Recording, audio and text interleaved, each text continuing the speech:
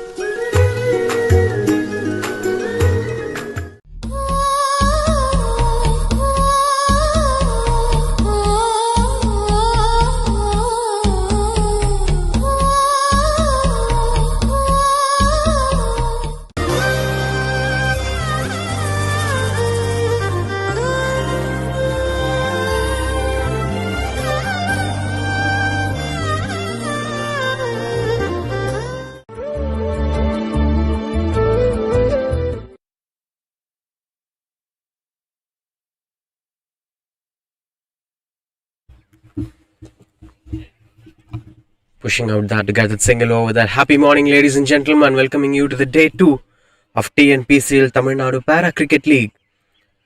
Is getting into this intense tabletop race where this match number 4 turns out to be do-or-die contest for both the sides. Kanchipuram and Kovai Thunders, having lost their respective games yesterday, it's time for them to revive themselves out of this crisis. At the 3rd and 4th position, Kanchipuram and Kovai need a couple of victories today. Both the sides are having 2 matches to be played today. If the one wins both the games, can be able to pull things off to reach the 2nd position or eventually the 1st position at the points table. But this match is going to be crucial. This match might eliminate one team as well. That's the kind of pressure they're facing. Beautiful stroke making, just thickish outside edge, but it was eventually played by the batter and it reaches out the boundary ropes. Couple of boundaries to begin things off. Especially this one being bowled outside the off stump. Been sliced behind the 3rd man region for boundary. 11 for no loss after 1.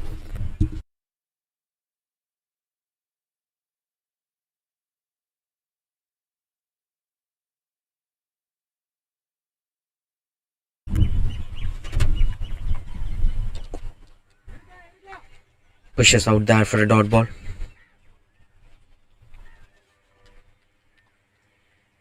Dinesh, DK and Raja with the openers. In fact, it was a pretty decent over in terms of batter's side, as Durai Raj have conceded 2 boundaries, starting off with a boundary and ending it with a boundary. Speaking about the toss, it's the same pitch used for the previous day's game. We've seen 3 T20 matches on previous day's game, among which 2 matches being won by team bowling first and 1 match won by team batting first. And when it comes to toss, it is the 4th match and all the captains who have won the toss have decided to bowl first. Even the losing captains said that they would have gone to bowl first if they won the toss. That also worked well for them. But one thing is pretty sure, that in match number 1, when you look at the way how the total went on, Kanchipuram just scored 56, so it was eventually an easy victory for Trichy. And in match number 2, Kovai Thunders have scored 105 for 9 at the end of 20 overs. So it was an easy victory for Grand Galaxy Aryalur. But whereas match number 3, where Trichy won the toss, decided to bowl first, yet Grand Galaxy Aryalur have posted 152 at the scoreboard, which seems to be a tough target for Trichy, and they eventually lost the game. So that is something for teams batting first if you post a decent total on the scoreboard. Well, that's going to be the pressure for Kanchipuram here, of having lost the toss, being pushed to bat first. They've been showing some intent in today's game. This one being another juicy stroke making. Couldn't go for boundary, but somehow fetches a couple of runs on the board. Subhash with the ball. When you take yesterday's game, right from the beginning of the innings, they have started losing wickets. Eventually, every new bowler came in, have started picking wickets, and they lost all their batters for 56 runs. It seems to be better today, as things were quite good under control. Both Dinesh DK and Raja are playing smart cricket altogether. Comparatively, Covey have showed a better cricket in terms of batting, but their bowling was pretty poor in yesterday's game against Grand Galaxy Arielur. Strong shouts, but there doesn't get any feather over there, but seems to be a closer one. So obviously Covey have to work a lot on their bowling, as well as a pretty much important homework needs to be done with the bat. But whereas for Kanchipuram, both the aspects must be rechecked. They played a game, they've seen 2 games yesterday, so they know exactly how this wicket reacts. Though this is day 2, it's not going to be much of impactful changes. It's in the air, finds the aerial route and no man's land as well, as it comfortably goes to reach out the sixer line. As both the fingers going up, both the hands going up for the umpire. It is a maximum and first maximum of the morning. Different morning altogether. Yesterday's one was a breezy one. We didn't saw sunshine. It wasn't a bright morning yesterday, but this is a bright morning, hot and humid condition, typical Trichy weather. And it's going to add more flavors to the game. But speaking about day 2's action, we didn't saw much of changes in day 2's cricket in terms of it reacting to the spinners or fast bowlers. It will pretty much similarly react as it used to react in day 1. But again, there might be surprises. The pitch might get tired, the soil might get loosened, so that the spinners could do something out there.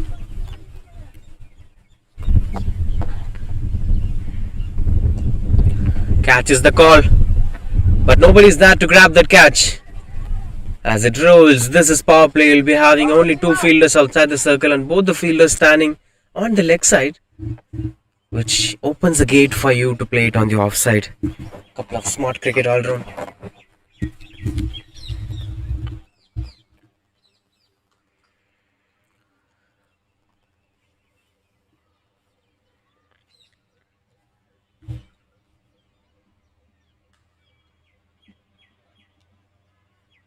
Taking his own time over there, Subhash. As things were getting better, both Raja and Dinesh DK contributing their part.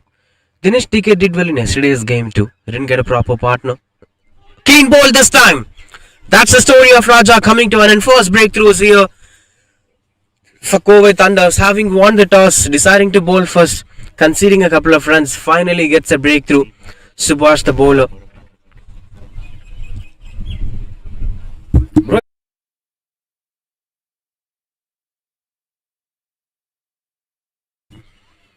Dinesh DK, the batter, being dismissed. That's 22 for 1.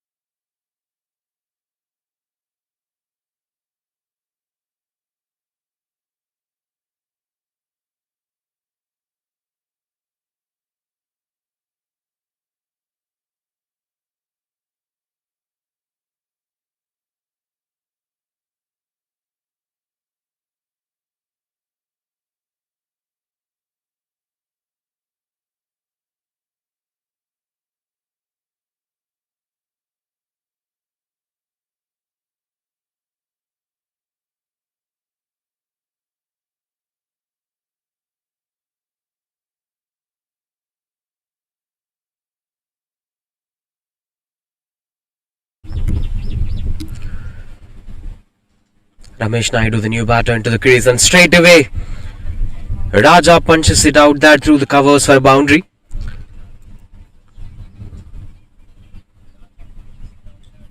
Though this gets a breakthrough in the previous over's lost ball, the momentum had not yet drained. They are playing in the same rhythm that they used to play. This being a do or die contest, you need to adopt a positive cricket, what you are playing on the game, which is going to help you out there at the later phase of this game. So this version of batting will surely work well for them.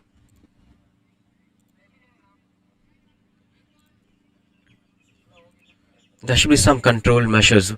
Comparing to the fast bowling attack of Covey Thunders and Trichy had far better quickies out there, as we've seen with the way how Harish brought in the early breakthrough yesterday. That is because of the kind of quickness he added to the game, along with a few other bowlers like Raghava, Sehwag. Strong shouts! No chance of that being a dismissal. Good running between the wickets anyway. Continues out to bowl Dureraj. Leg by signals the on-field umpire. These were typical decisions that transforms the game. He'll be having the better view out of it, and not an easy one to be out there as an umpire. You need to give frequent decisions on time.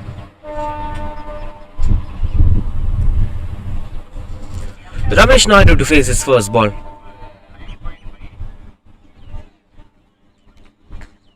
Seems to be quite good under control. We'll be expecting this formula of 1 bringing 2.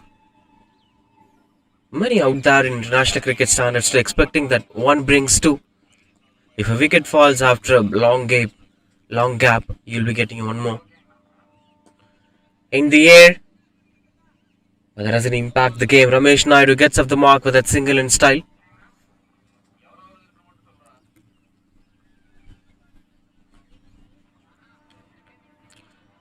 Seems to be a contrast of performance from Kanchi Invaders. I'll see 2 approaches here, with one being the pitch have started reacting well for the batters comparing to the previous day game.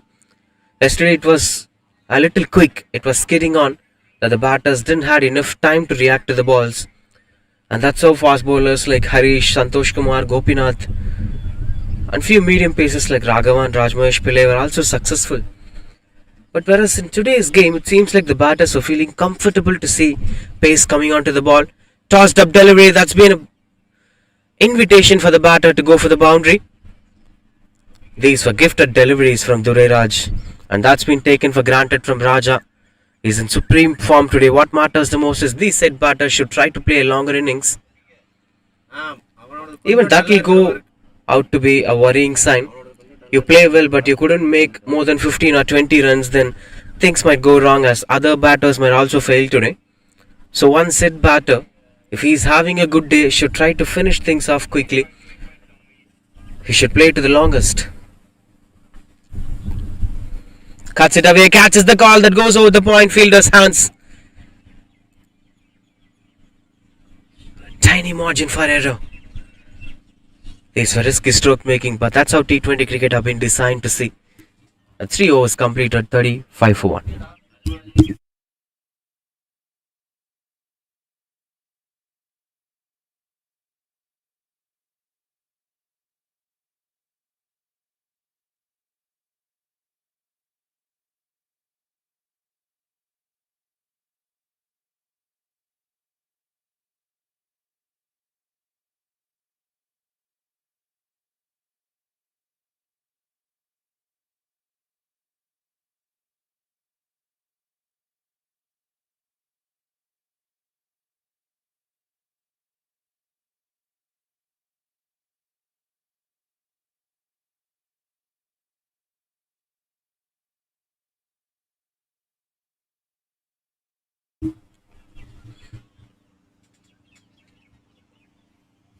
$35 for 1.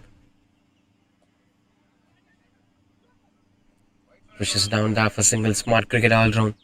But full of using medium paces in the new ball is not working well. So one thing is that we have to wait and watch on how Trichy bowlers and Arilur bowlers are going to adapt to these conditions. If even fast bowlers are doing well today, then the problem is with the medium pace that they're applying today. If those fast bowlers couldn't make much impact as of yesterday's game, then obviously the wickets started changing. It's suiting more of batters and might get better for the spinners over the course of today, or maybe in tomorrow's game. That will be change of wicket for qualifiers and finals.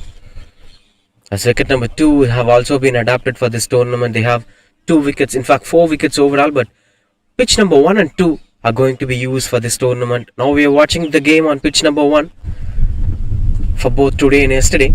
But whereas for tomorrow's battle, it's going to be pitch number 2. Sensible bowling from Subhash. Bowling way outside the off stump and having his protections perfectly. Shot third man backward point in position, and you can't cut it away easily.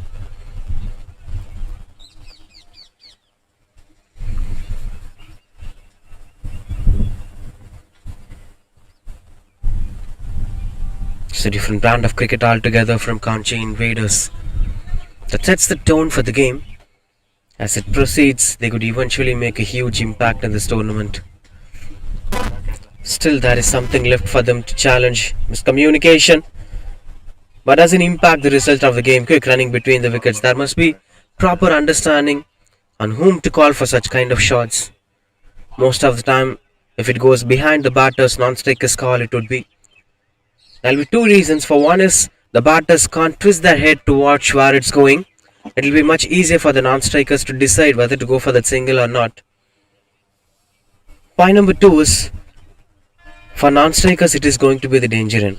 Once a short third man or someone standing behind attacks the stumps, it's going to be non-strikers dismissal. Keeping these 2 things in mind, there should be conscious measures. Dot ball to end the over. That's 4 completed, 38 for 1.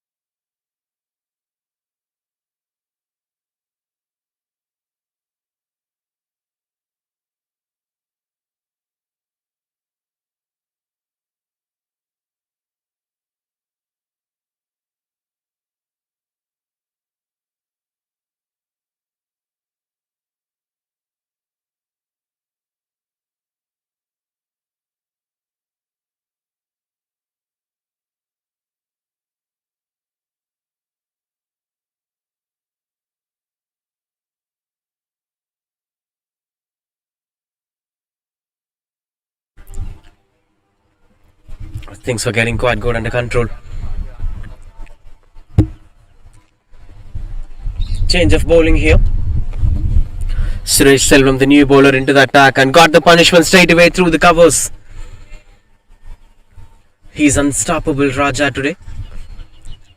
Just continuing with the same bat flow he used to carry. This is the brand of cricket that needs to be applied in T20 format. While looking at the way how the T20 format is transforming, even the younger generation is adopting aggressive intent on playing the game.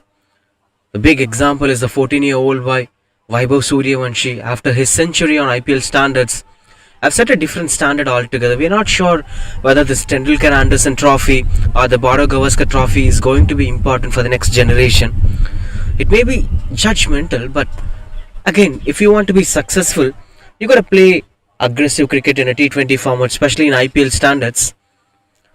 That will take you to the limelight and eventually will also open the gate for international standards.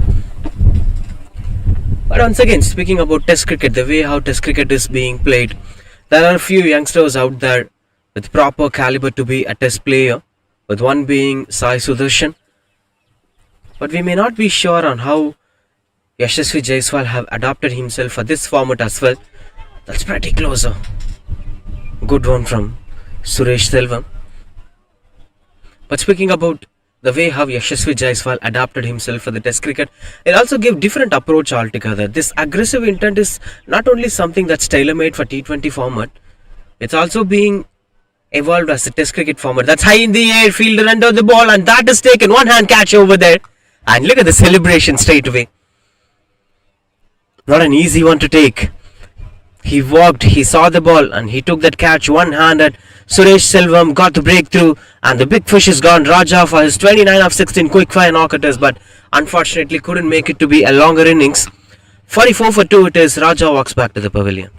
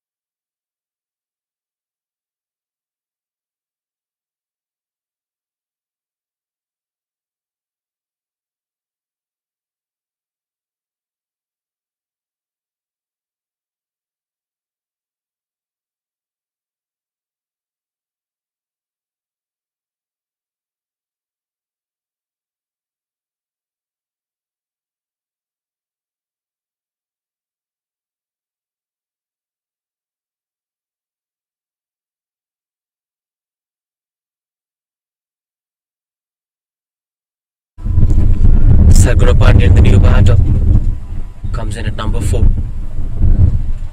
There's one more to complete this over. This is turning out to be an excellent over. Just 6 runs conceded on 1 wicket taken. That too the wicket of a big fish. The batter who was in good touch. If he continued with the same flow, things would have gone out of his control. Out of Kovai's control, in fact. It's more like Mandalam versus the Congo belt of Tamil Nadu.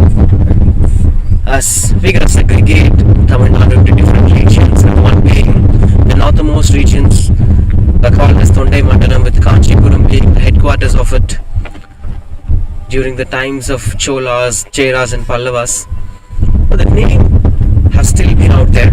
It's more of historical, and the westernmost region of Tamil Nadu is being called as Congo belt, where these cities like Salem, Erode, Tirupur and more probably Coimbatore comes in this region. Through the covers, that can't be a catch. That can't also be a boundary. We'll speak a lot about this regional history. 2 to end the over, that's 46 for 2.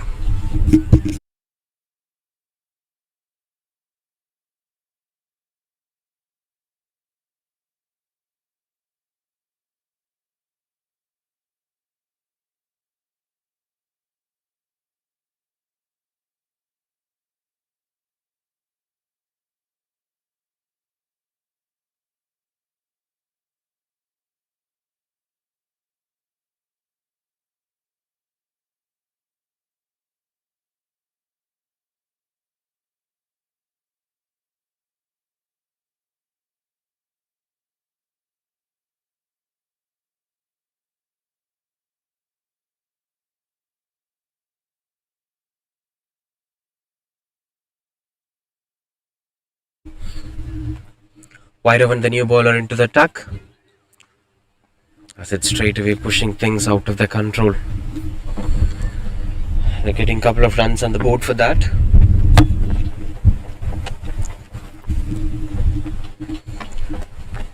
As things are turning out to be quite good under control. I just think that fielders in the middle, Vairavan, a new bowler bowling his first over, as this is the last over of power play.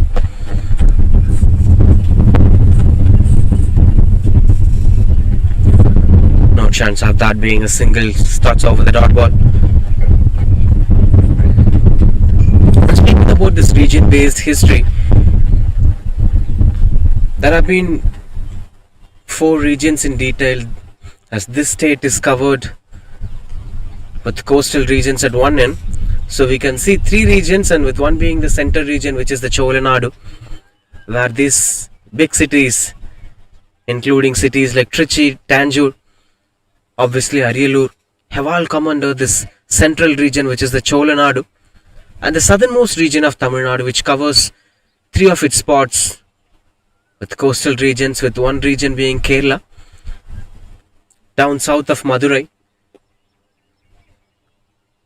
have been considered to be Pandya Nadu. Good try from the fielder, saves a couple of runs for his side. As that turns out to be 2 runs coming on the board.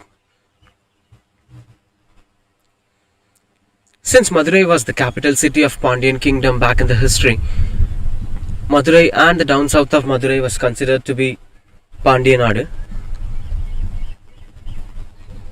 Should have stopped at this level of cricket as it's getting conceded couple of runs on the board. Both batters are looking fine with the leg category, though that's a direct hit. That's not going to add any flavors to this game.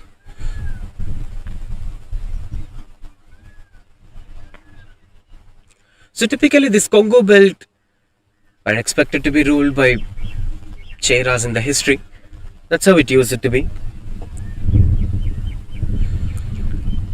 Though different kingdoms ruled in different times, when you take times back to 9th century and 10th century, the entire current Tamil Nadu, Kerala and Andhra have been ruled by Chola kingdom. So that statement could also be a periodical one. 6 overs completed, 54 for 2.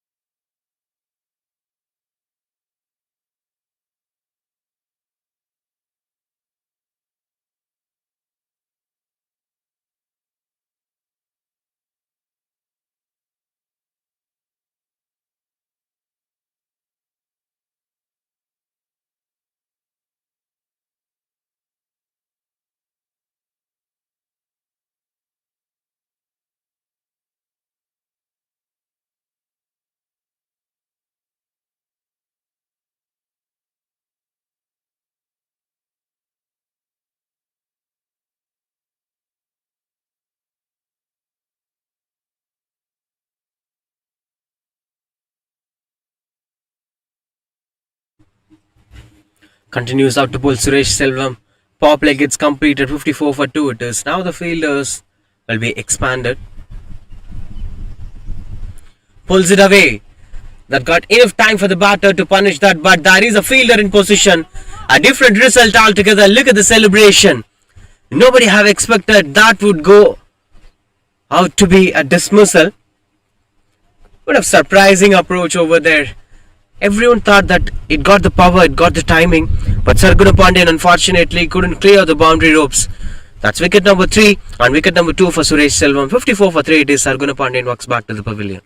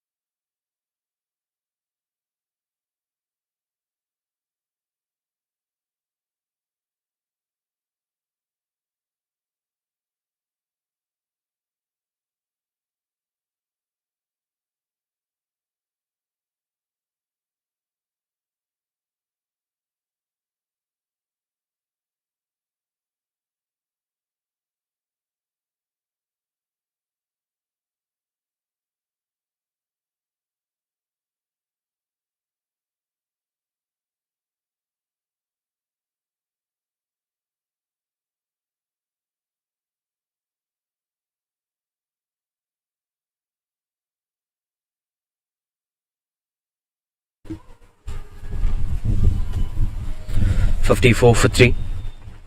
Been a positive start, but over a point of time the wickets have started falling down, especially in the middle overs. As when you start understanding T20 format, middle overs are turning out to be more crucial. The more T20 matches are being played, the more understanding of T20 format have been improvised. So now the way how T20 format is approached is power play is getting punished. It's more of aggressive cricket. And death overs are more of aggressive cricket. Strong shouts. No chance of that being a dismissal. So what happens is, within the power play and the death overs, there used to be this phase called middle overs, where the batters will try to capitalize the momentum by not losing much wickets but not also focusing hugely on the run rate. They'll try to slowly, gradually improvise the run rate without losing wickets. That's the phase where the bowling unit will try to apply with spinners, flighted deliveries, tempting overs to dismiss the batters, to change the track of their strategy. That is most important phase. I think that's the phase it is today. From 7 to 15, the bowlers of Kovai should try to pick more wickets so that they couldn't express themselves fully in the death overs. For instance, if they plan for 150, we could end them up with 130. If they plan for 130, we could stop them to 100. That happens only if you have a proper potential bowlers to use in the middle overs. Because in middle overs, the batters themselves will have a calm and composed approach. There won't be much of hurry-burry attempt over there. So it's up to the bowlers to change their game plan. You should tempt the batters to go for the big shot or something that's unnecessary at that point of time. Excellent running between the wickets.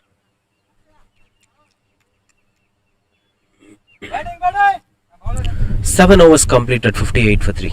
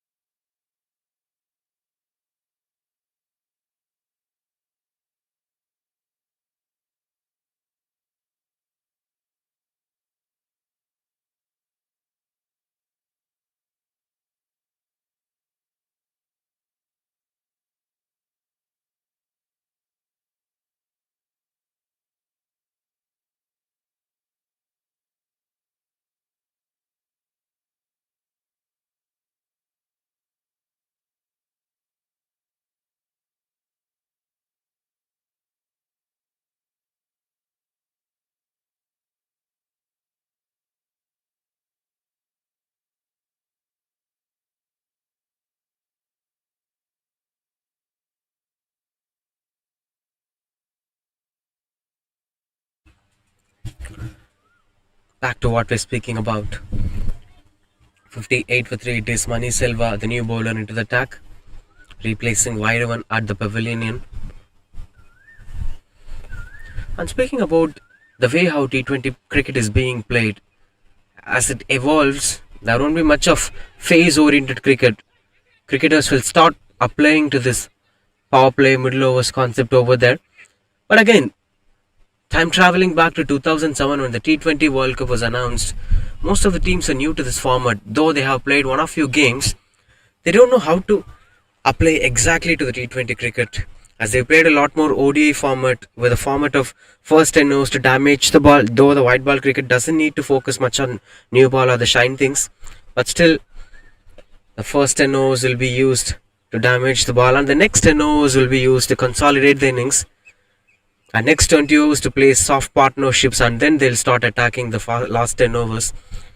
And that format was exactly applied to T20 cricket when it was initially introduced. And that's why 2011 T20 World Cup have always been a special one.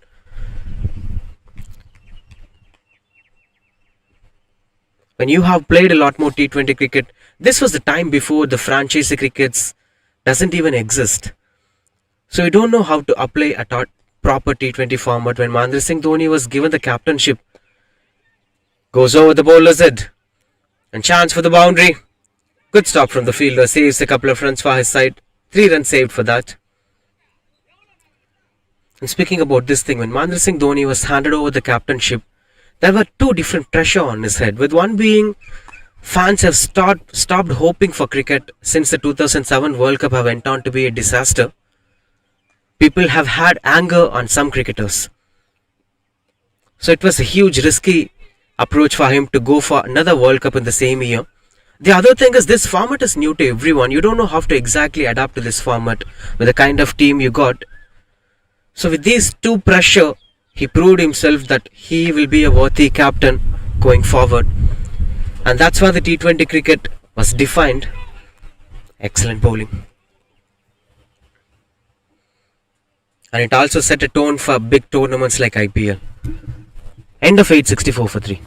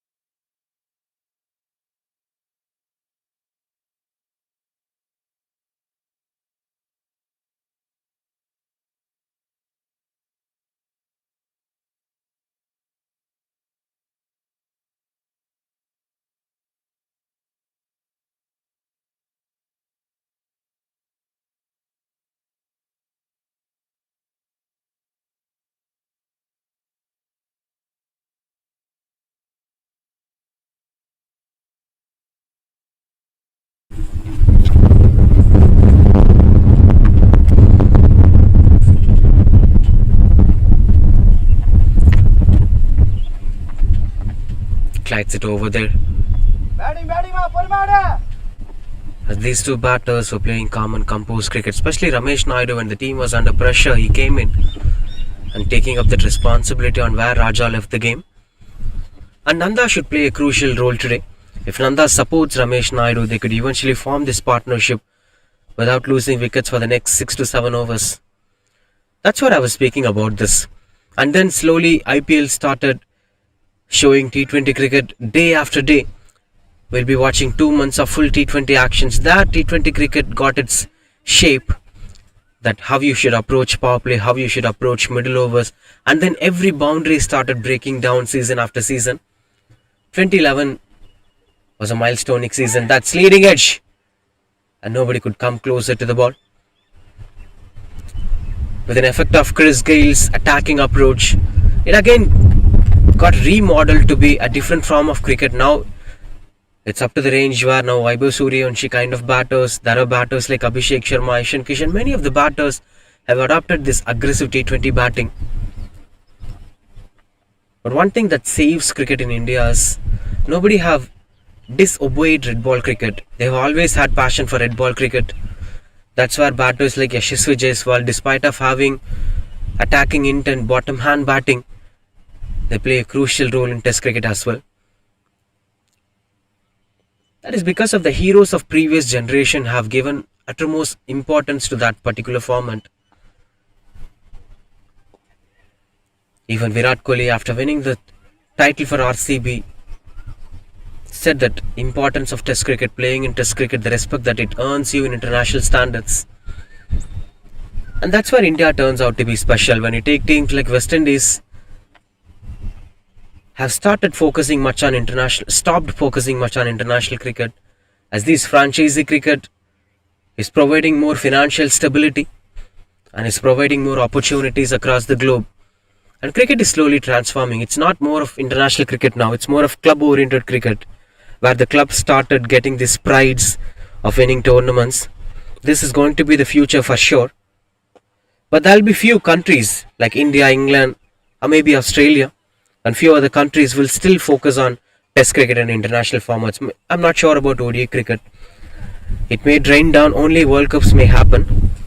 Let's speak about that. End of 9, that's 69 for 3.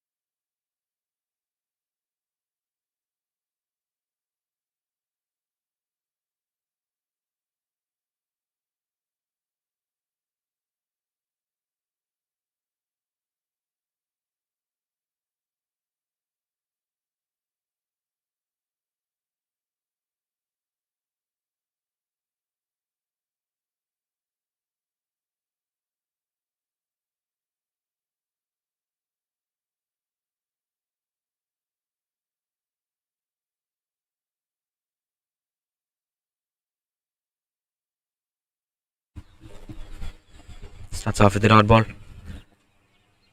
So far, it's been an upper hands for the batters. Kanchi Invaders were playing smart cricket in the middle overs. Yet there are 4-5 overs left. Dropped opportunity.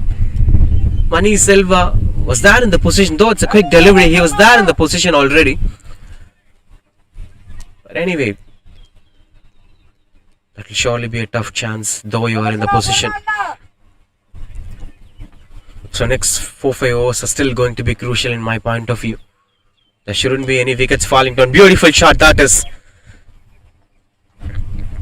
Going down with his back foot. Proper positioning to get under the ball to place it into the mid-wicket region where no man standing in deep. These were exceptional stroke makings and a much needed boundary at this point of time. Look at the way how he's getting under the ball. That is pretty much important for power hitting. When you take batters like Nicholas Pooran, the biggest secret behind their success is getting under the ball. He's more of a leg side cricketer. He loves to play it at the mid-wicket region and the deep square leg region. That's because of the way how he is getting himself under the ball. That will provide you more margin to go to the aerial route and find the distance that you're looking for.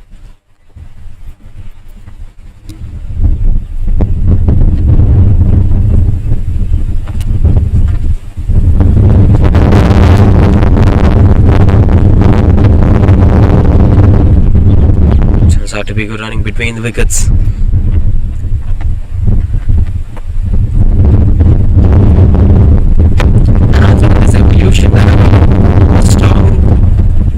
Restrictions for T20 cricket. Tomorrow is June 25.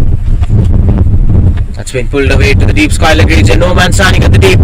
As will eventually go for a maximum. Goes over the boundary ropes. Much needed sixer at this point of time. This over is turning out to be expensive. Bit of calculated risk here from the batter. This is looking at the placements perfectly and punishing it at the gaps.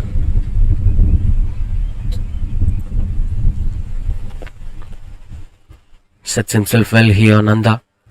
Ramesh Naidu scored a boundary and Nanda is now fetching a maximum out there. Looks out to be a healthy number from Kanchi. 80 for 3 it is. Good stop from the fielder. Single to end the over. That's 81 for 3 after 10.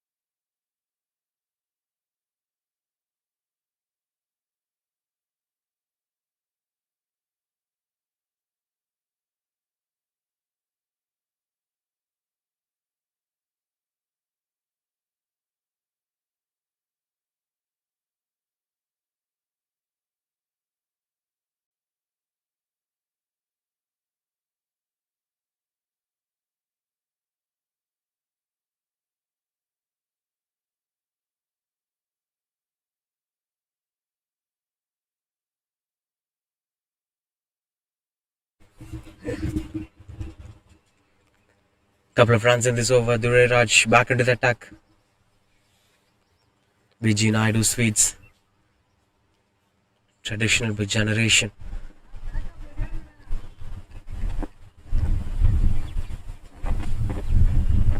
This is really good stuff from Nanda. Without compromising on the strike rate, he's giving a proper company to Ramesh Naidu.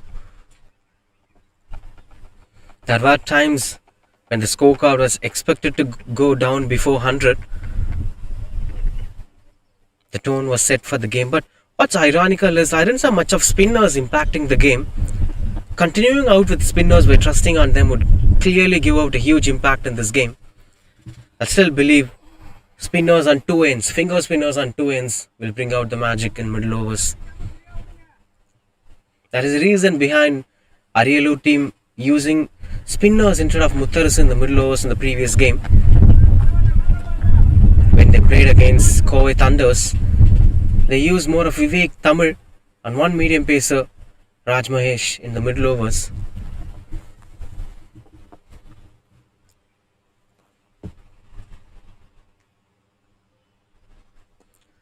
Good shot through the covers. Catches the call, but nobody could grab the catch as well as nobody could save the boundary. That's one more welcome boundary out there. I really love this brand of cricket that they're playing. No miss time, no lucky edge. Everything is meeting at the sweet spot of the bat.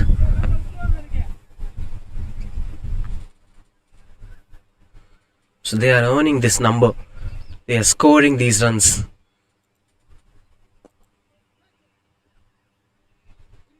Which is setting them out into this game. It's a surprising thing. The same team that struggled yesterday is finally getting into the rhythm, is finally getting into the limelight today. High in the air, catches the call.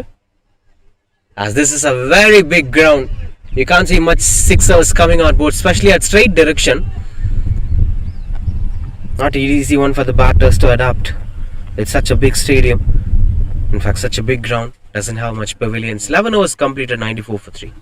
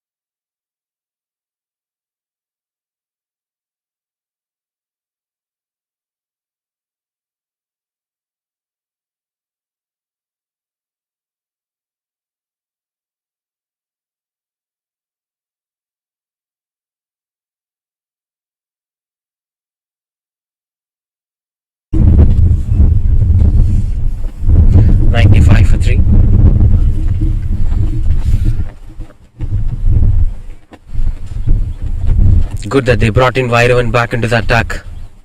That is something to purchase for such slow bowlers and spinners today.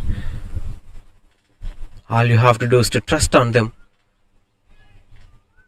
Bit of bottom hand domination. A little bit of surprise with our approach. Both Nanda and Ramesh Naidu are very good at running between the wickets, having conscious focus on the scorecard, on when to take that risk and how to take that risk, which is very much important. 2 is the call as a fielder chases down the ball. 2 it is. And speaking about para cricket, like there have been different expectations on para cricket.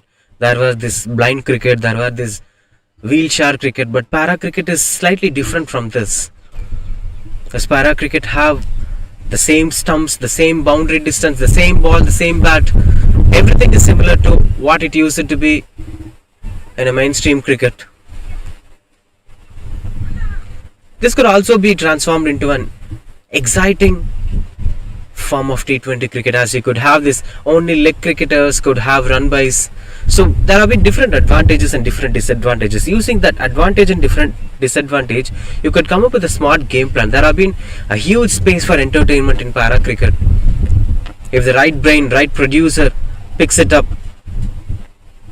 and draws the rules line for this cricket, the day is not too far.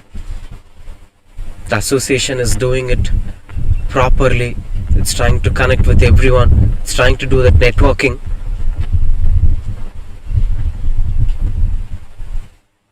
And more importantly, they're playing their role honestly. It's not about the viewership, it's about the honesty. Good try from the fielder as they're chasing down the ball. Will eventually travel and roll over the boundary ropes. An interesting stroke making. Ramesh Naidu gets a boundary after a long time. That brings 100 up here. And 104 for 3 it is.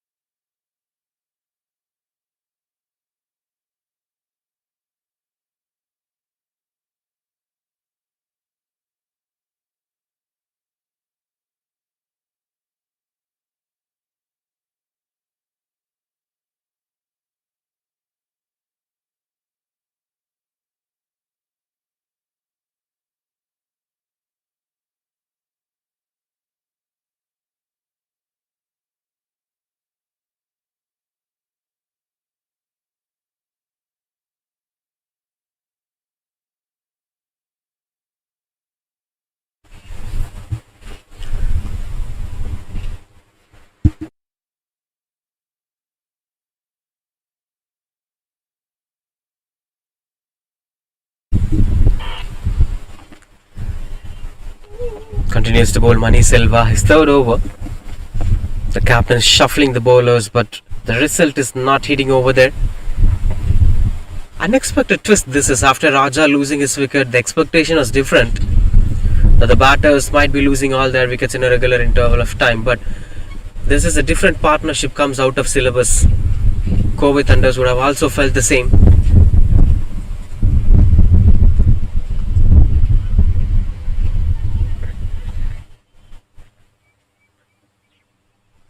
As this is turning out to be interesting stuff to watch out for.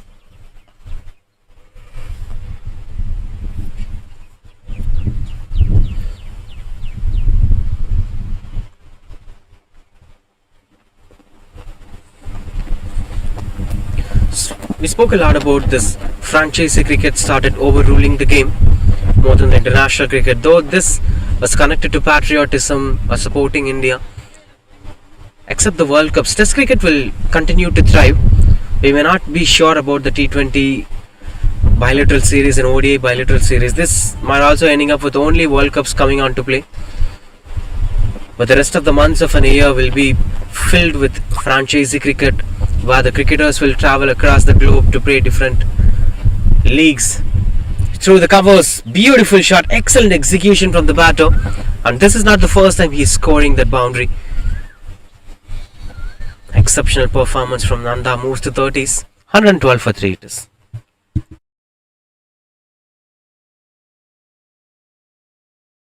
This was that shot. Look at that execution. The placement is perfect and it eventually reaches out the boundary ropes.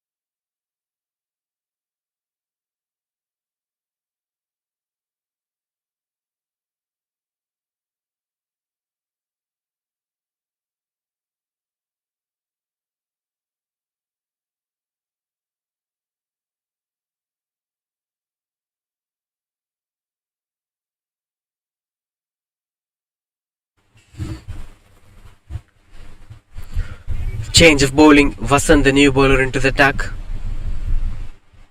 The relentless partnership is pushing the captain to think something out of syllabus. And we've been speaking about this franchisee cricket started dominating the world cricket. This also creates more opportunity. Imagine if Shashank Singh had born 20 years before, he would have never been into the limelight. Not just Shashank Singh, including Vaibhav Suryavanshi, many of the cricketers who are shining in IPL standards could never been existed if IPL wasn't there. One franchisee cricket could be able to bring out such impacts in a T20 format in a cricketing culture of a country. Then imagine franchisee cricket all over the globe provides more opportunities for young talents out there. Strong shouts. There'll be more opportunities. You can't wait for the national call. You can't wait to get chances for the national team. By then you can play franchisee cricket. You can play with international cricketers. The Australians, the Englishmen, sharing dressing room with them will provide a different experience altogether. You could make a living out of it. You could earn well. So cricket is a very good career option in modern day, where you will be given more opportunities. You can change your citizenship to different country, where you get more cricketing opportunities. That's how it used to be. Change of field positioning here as both the batters have moved down to 30s. Especially with the quickness in which Nanda bats, it's impressive to watch out for.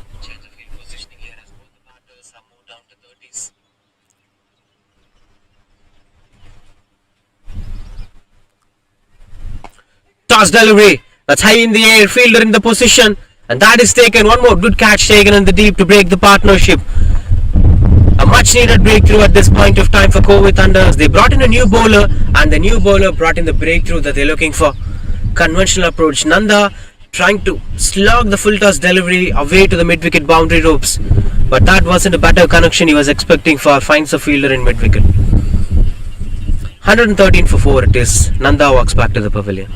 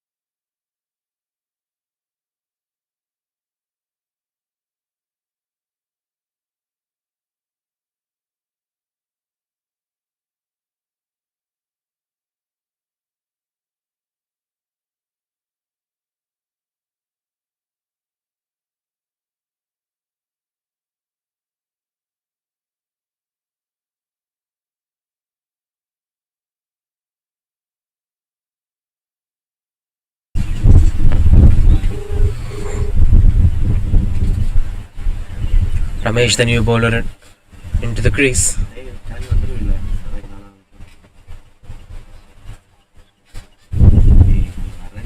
New batter into the crease, Ramesh, in at number 6.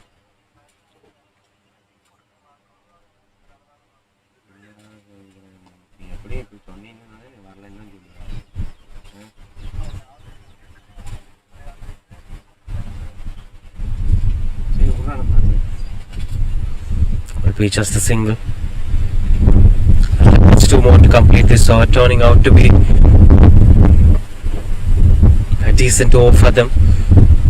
Covey Thunders. This was the over they were looking for a very long time. Much better, gains the confident. The introduction of Vasant is working well for them. That went out to be a dot ball to end the over. 115 for 4.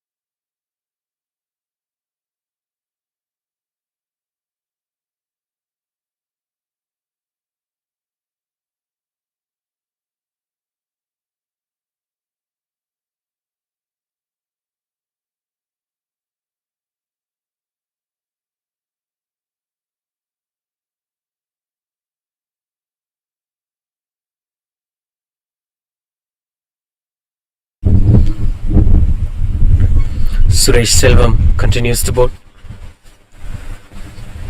3 overs, 2 for 17. He's been the pick of the bowler.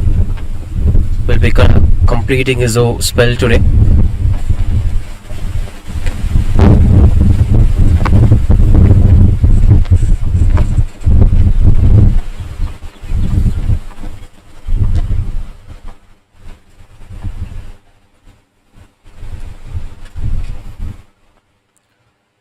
slices it through the covers.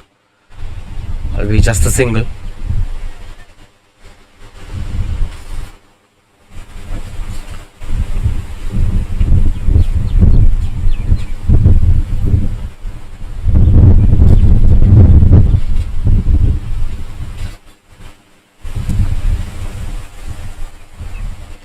Tossed up delivery, and that placement looks out to be perfect as the fielder chases down the ball. As it eventually reaches out the boundary, 124 runs. Easy pickings for the batter. This was a full toss delivery, been a gifted one from Suresh Selvam, and got himself under the ball. Ramesh Naidu is very good in doing that magic.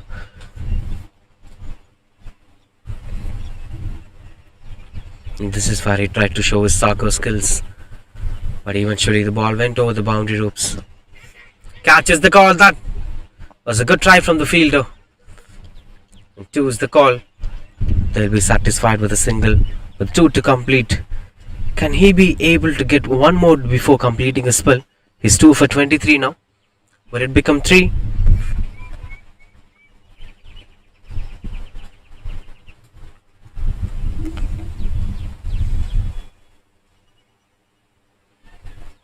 Pretty close over there. Ramesh is struggling. And that's why losing wickets in the middle phase of the game is pretty challenging. We'll be gradually improvising the run rate. If you lose a wicket over there, the run rate put down, new batter can't go with the same rhythm as you left the crease. A lot more pressure, especially in a T20 cricket when you lose a wicket. 15 gets completed, 121 for 4.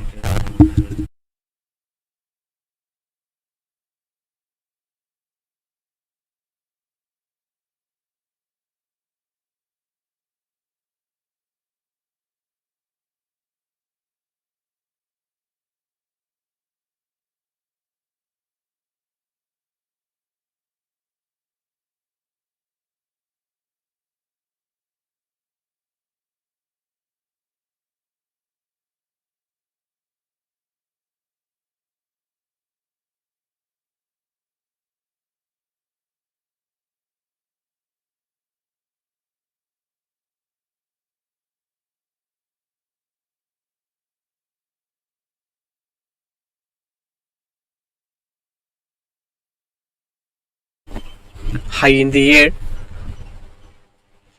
Continues up to bowl Vasant. They'll now try to give more strikes to Ramesh Naidu, as he seems to be the one who deserves to get more strike at this point of time. Been playing a lone warrior knock right from the time he went into the crease, and that's been a challenging phase when he entered.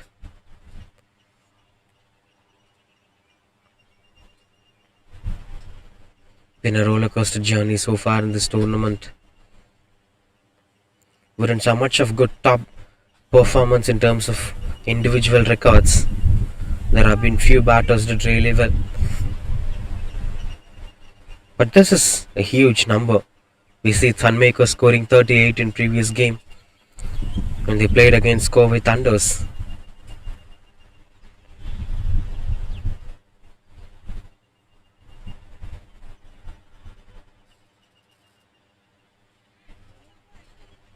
This is the highest individual score so far in this tournament.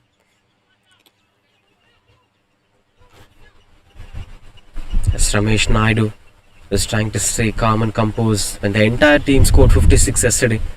Now one man scoring 42 and yet to go.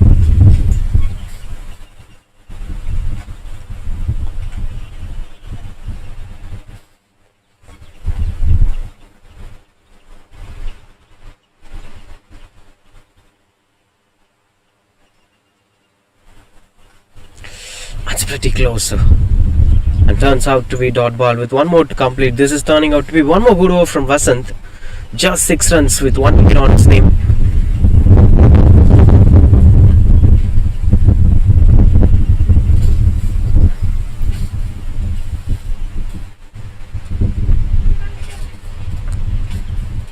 Dot ball to end the over. That 16 completed, 124 for 4. Just 3 runs coming off the over.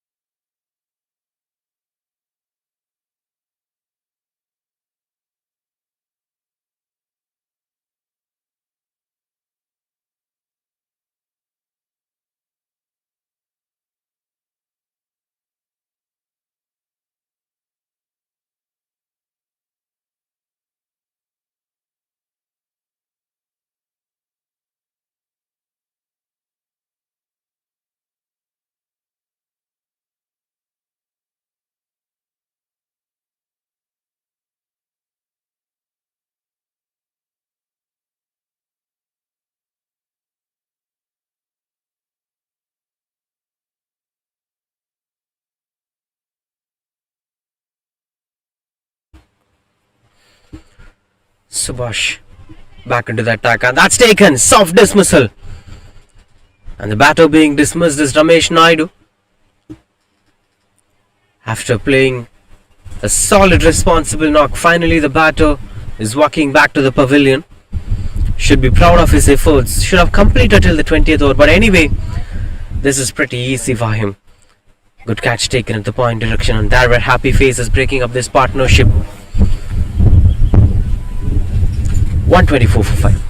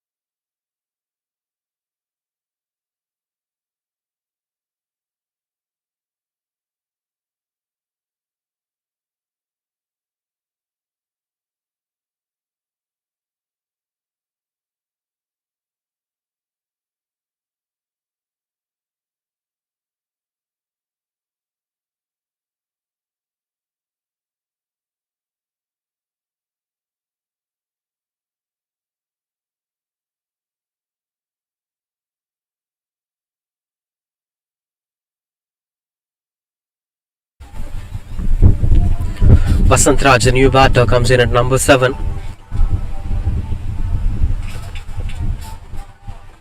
Subhash gets his second wicket with Ramesh Naidu's breakthrough.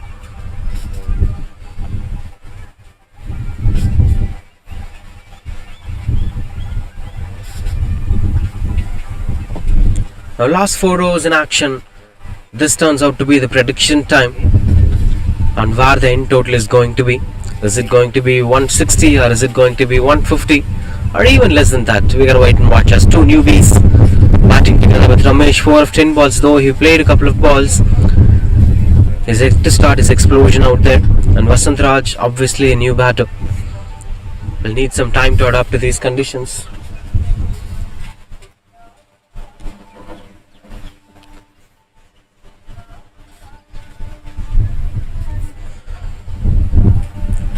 As things are quite good under control.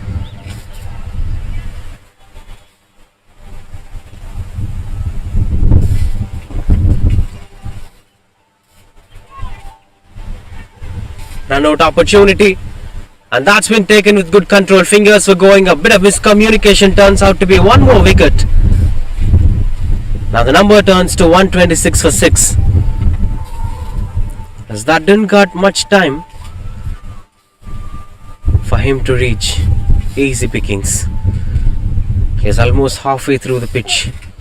Unwanted single costs a wicket here. Vasant Raj walks back to the pavilion. That's 126 for 6.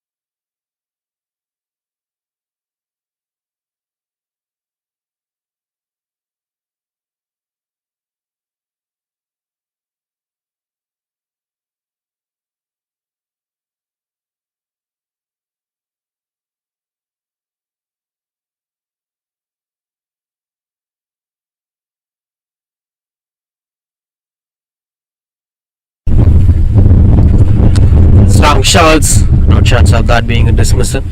Dharmaraj, the new batter, comes into the crease. Starts off with the dot ball. This is turning out to be an excellent over. Just 2 runs coming off it and 2 wickets. That's most crucial. Stops the run flow here from Kanchi Invaders.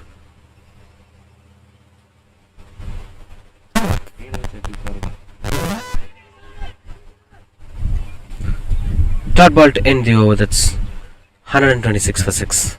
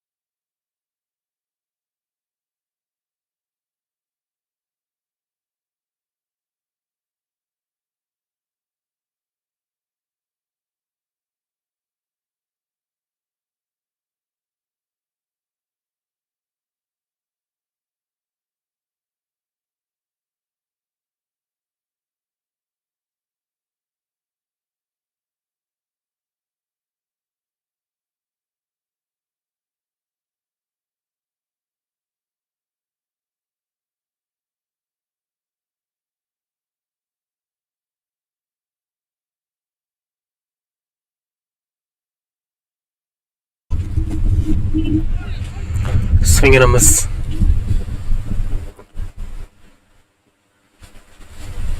Continues up to bowl Mani Silva. Was doing it really well. It was his over where the impact have started.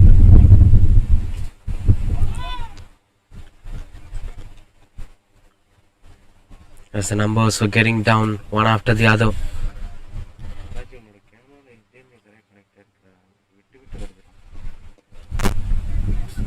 No chance of that being a dismissal.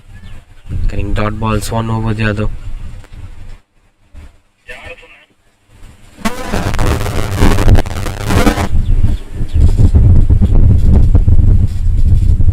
Pulls it away. Couldn't get the connection that he is looking for.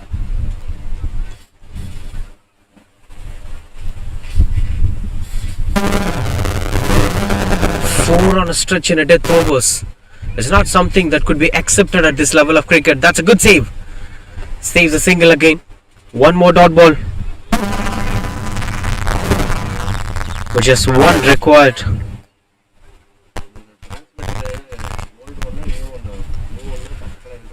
To get it to be a maiden over. That's not going to be a maiden, but just single run coming off the over. As it turns out to be 127 for 6.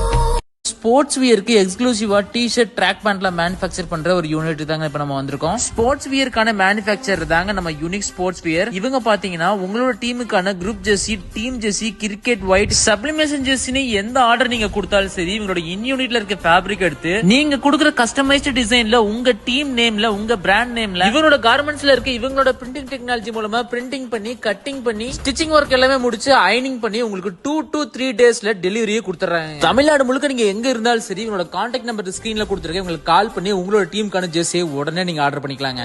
இவங்க நம்ம திருப்பூர்ல PN ரோட்ல கரெக்டா நெசவாளர் காலனில இந்த petrol பங்க்ல main ரோட்ல left திரும்பி again left திரும்பினோம்னா ரைட்ல லொகேட்டா இருக்கவங்க தாங்க இந்த unique sports wear and finishers. நீங்க லோக்கல்ல இருக்கீங்க, நேர்ல வந்து ஆர்டர் கொடுக்கறனாலும் ஆர்டர் கொடுத்துக்கலாங்க. இந்த மாதிரி அப்டேட்டுக்கு நம்ம திருப்பூர் பசங்க இன்ஸ்டாகிராம் பேஜ்க்கு ஒரு ஃபாலோ பட்டனை தட்டி விட்டுருங்க.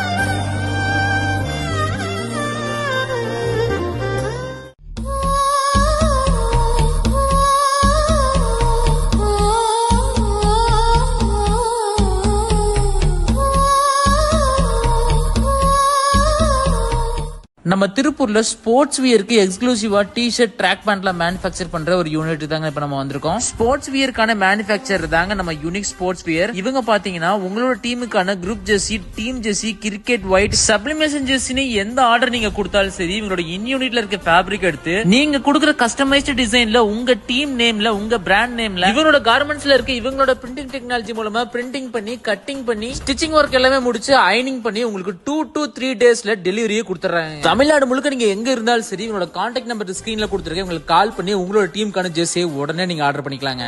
இவங்க நம்ம திருப்பூர்ல பிஎன் ரோட்ல கரெக்டா நெசவாளர் காலனில இந்த பெட்ரோல் பங்க்ல மெயின் ரோட்ல லெஃப்ட் திரும்பி அகைன் லெஃப்ட் திரும்பினோம்னா ரைட்ல லொகேட்டா இருக்கவங்க தாங்க இந்த unique sports wear and finishers. நீங்க லோக்கல்ல இருக்கீங்க, நேர்ல வந்து ஆர்டர் கொடுக்கறனாலும் ஆர்டர் கொடுத்துக்கலாங்க. இந்த மாதிரி அப்டேட்டுக்கு நம்ம திருப்பூர் பசங்க இன்ஸ்டாகிராம் பேஜ்க்கு ஒரு ஃபாலோ பட்டனை தட்டி விட்டுருங்க.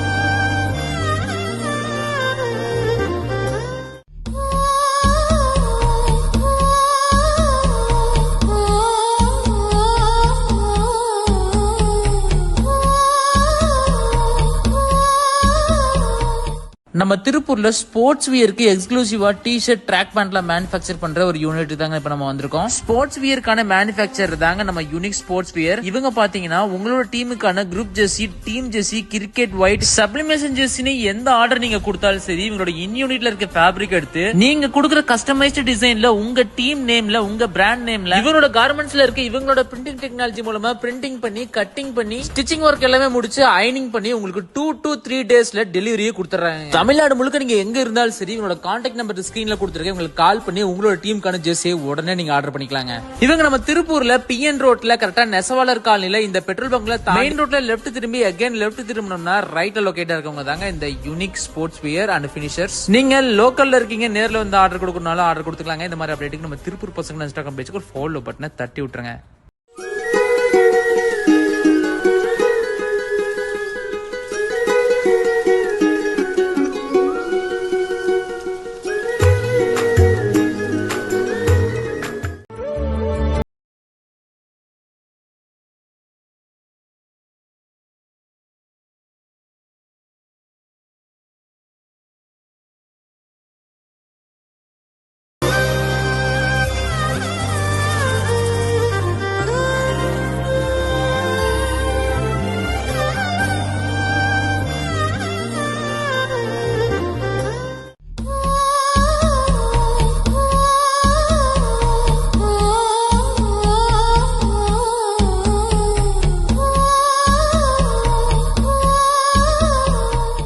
நம்ம திருப்பூர்ல ஸ்போர்ட்ஸ் வியருக்கு எக்ஸ்க்ளூசிவா டி-ஷர்ட் ட்ராக் பேண்ட்லாம் மேனுஃபேக்சர் பண்ற ஒரு யூனிட் தாங்க இப்ப நம்ம வந்திருக்கோம். ஸ்போர்ட்ஸ் வியருக்கான மேனுஃபேக்சர் தாங்க நம்ம யூனிக் ஸ்போர்ட்ஸ் வியர். இவங்க பாத்தீங்கன்னா உங்களோட டீமுக்கான group jersey, team jersey, cricket white, sublimation ஜெர்சின்னு எந்த ஆர்டர் நீங்க கொடுத்தாலும் சரி இவங்களோட இன் யூனிட்ல இருக்க ஃபேப்ரிக் எடுத்து நீங்க கொடுக்குற கஸ்டமைஸ்டு டிசைன்ல உங்க டீம் நேம்ல உங்க பிராண்ட் நேம்ல இவங்களோட கார்மெண்ட்ஸ்ல இருக்க இவங்களோட பிரிண்டிங் டெக்னாலஜி மூலமா பிரிண்டிங் பண்ணி கட்டிங் பண்ணி ஸ்டிச்சிங் ஒர்க் எல்லாமே முடிச்சு அயனிங் பண்ணி உங்களுக்கு 2 to 3 டேஸ்ல டெலிவரியே கொடுத்துறாங்க. தமிழ்நாடு முழுக்க நீங்க எங்க இருந்தாலும் சரி உங்களோட கான்டாக்ட் நம்பர் ஸ்கிரீன்ல கொடுத்துருக்கேன். உங்களுக்கு கால் பண்ணி உங்களோட டீமுக்கான ஜெர்சியை உடனே நீங்க ஆர்டர் பண்ணிக்கலாங்க. இவங்க நம்ம திருப்பூர்ல பிஎன் ரோட்ல கரெக்டா நெசவாளர் காலனில இந்த பெட்ரோல் பங்க்ல மெயின் ரோட்ல லெஃப்ட் திரும்பி அகைன் லெஃப்ட் திரும்பினோம்னா ரைட்ல லொகேட் இருக்கவங்க தாங்க இந்த unique sports wear and finishers. நீங்க லோக்கல்ல இருக்கீங்க நேர்ல வந்து ஆர்டர் கொடுக்கறனால ஆர்டர் கொடுத்துக்கலாங்க. இந்த மாதிரி அப்டேட்டுக்கு நம்ம திருப்பூர் பசங்க இன்ஸ்டாகிராம் பேஜ்க்கு ஒரு ஃபாலோ பட்டனை தட்டி விட்டுருங்க.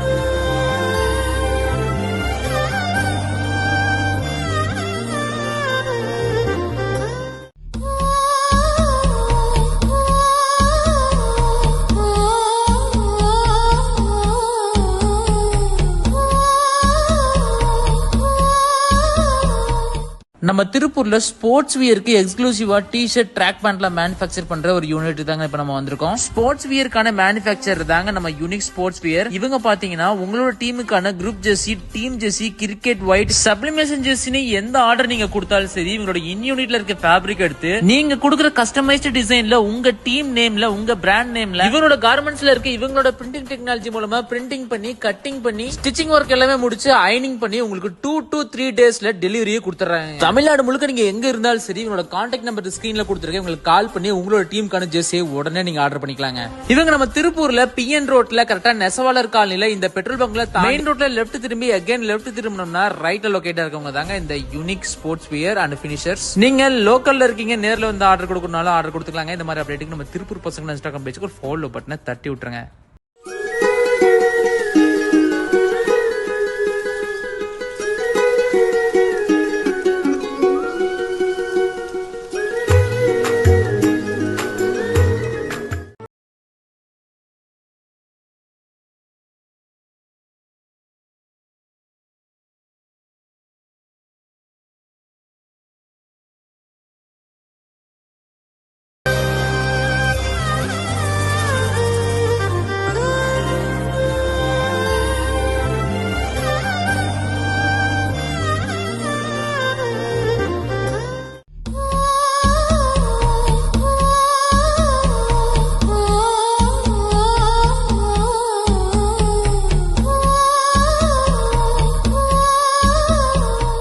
நம்ம திருப்பூர்ல ஸ்போர்ட்ஸ் வியருக்கு எக்ஸ்க்ளூசிவா டி-ஷர்ட் ட்ராக் பேண்ட்லாம் மேனுஃபேக்சர் பண்ற ஒரு யூனிட் தாங்க இப்ப நம்ம வந்திருக்கோம். ஸ்போர்ட்ஸ் வியருக்கான மேனுஃபேக்சர் தாங்க நம்ம யூனிக் ஸ்போர்ட்ஸ் வியர். இவங்க பாத்தீங்கன்னா உங்களோட டீமுக்கான group jersey, team jersey, cricket white, sublimation ஜெர்சின்னு எந்த ஆர்டர் நீங்க கொடுத்தாலும் சரி இவங்களோட இன் யூனிட்ல இருக்க ஃபேப்ரிக் எடுத்து நீங்க கொடுக்குற கஸ்டமைஸ்டு டிசைன்ல உங்க டீம் நேம்ல உங்க பிராண்ட் நேம்ல இவங்களோட கார்மெண்ட்ஸ்ல இருக்க இவங்களோட பிரிண்டிங் டெக்னாலஜி மூலமா பிரிண்டிங் பண்ணி கட்டிங் பண்ணி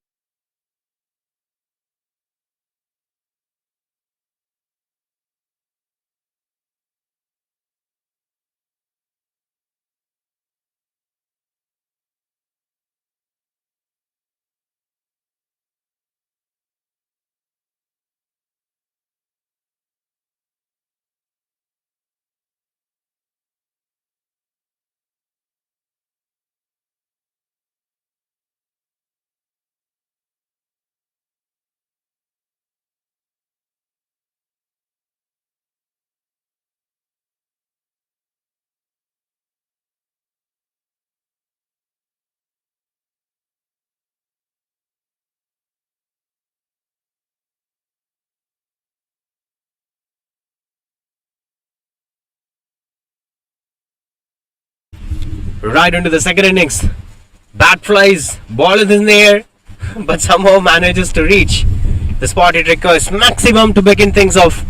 140 is the target, reduces 6. Just 134 required of 119 to win the game. Solid start here from Kovai Thunders as Suresh Selvam starting things off with a bang. Raja with the ball. He know how it impacts a game when a batter bats well in the power play. He did that in the first innings. And along with that, Ram MSD was regular conventional opener for the side.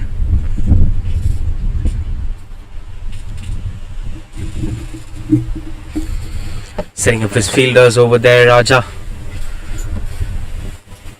Been an interesting field positioning, no third man. And that is a deep square leg. Another one goes over the mid-off fielder this time, and no chance for the fielder to stop that, going for boundary.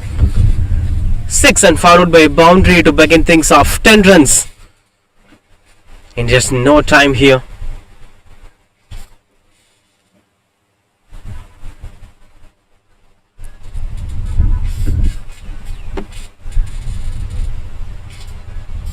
Solid start from Suresh Selvam.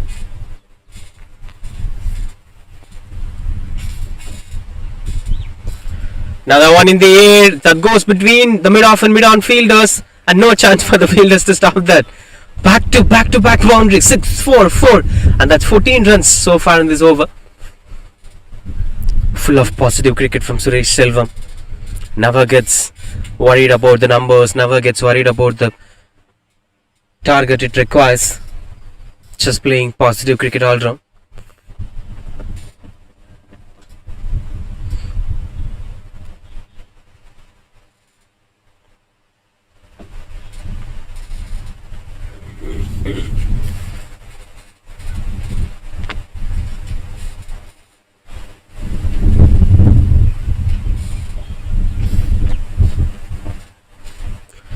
Another one in the air, this time fielder under the ball.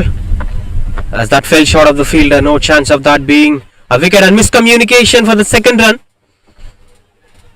Managing to reach over there, 2 runs for that. Now that moves the scoreboard to 16 in just 4 balls. Unstoppable Suresh Selvam plays a brand of cricket that demolishes the confidence of Kanji Invaders. Still the same field positioning, they're having a deep mid-wicket in position. Now long on being pushed down to the boundary ropes. Behind the wicket, fielders are standing inside. Slips in place. Short third man. Backward point and a wider third man who's also standing inside the 30-yard circle. It's more of protected outside the off stump.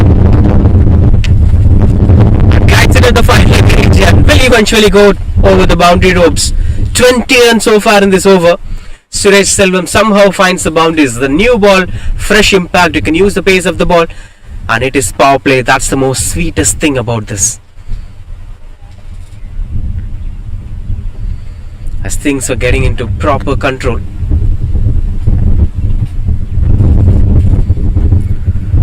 Turning out to be 20 runs coming off this over with one more to complete. Some discussion with the bowler. This should have done early in this innings.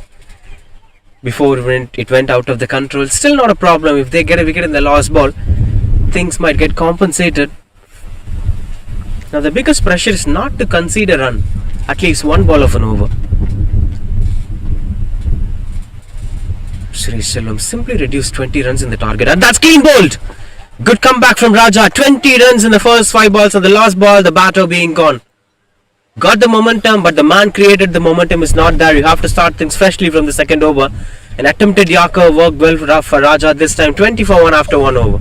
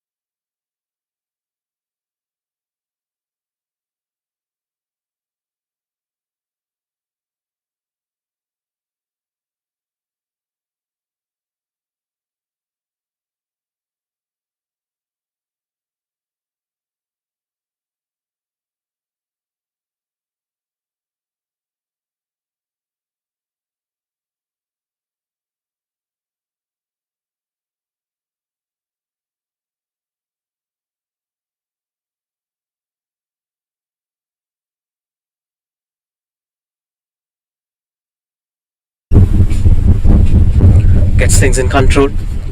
20 for 1 it is. Subhash, the new batter, comes in at number 3. And Yuvraj with the ball.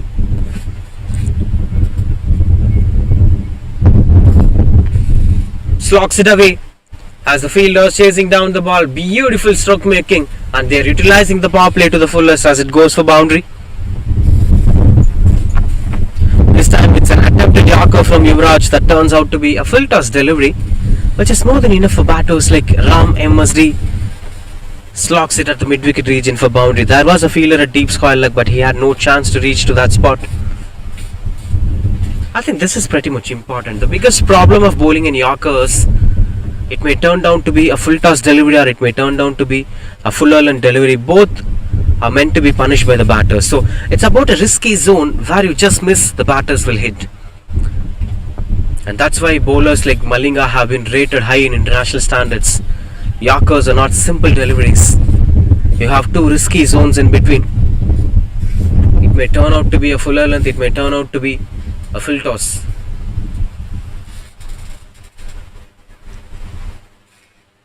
That's where this comes into play. With just 4 more to complete this over. 24 for 1. Continues up to bowl.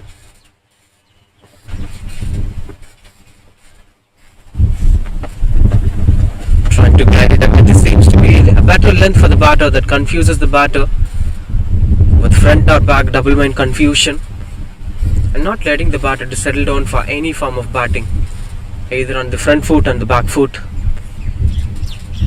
As things were quite good under control, Yuvraj is coming back after that crisis. The biggest problem with Raja's bowling is also that they tried a maximum to attack the stumps, a fuller length and Yorkers.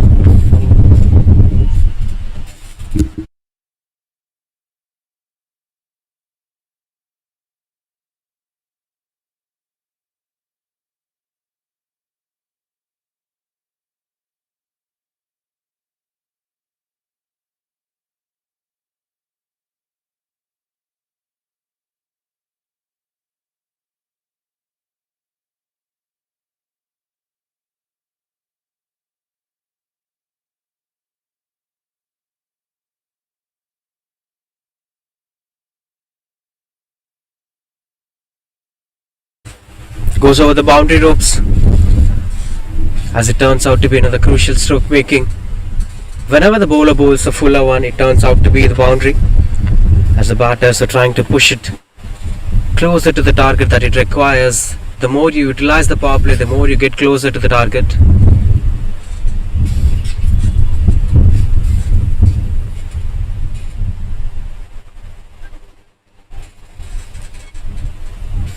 Dot ball to end the over. That's 2 overs completed, 30 for 1.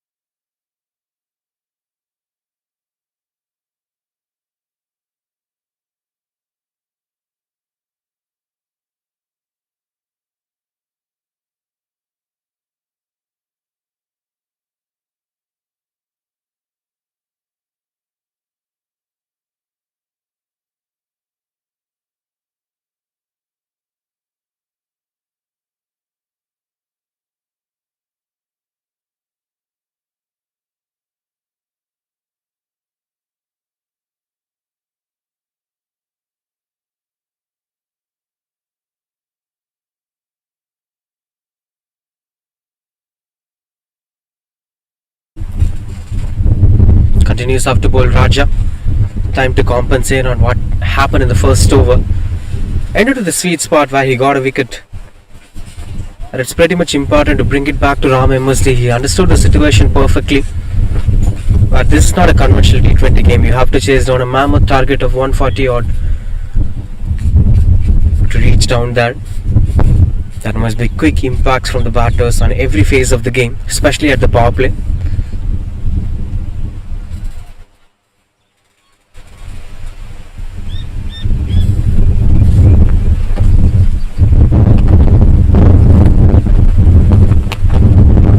between the mid-off and long on fielder. 2 is the call. Satisfies with the single.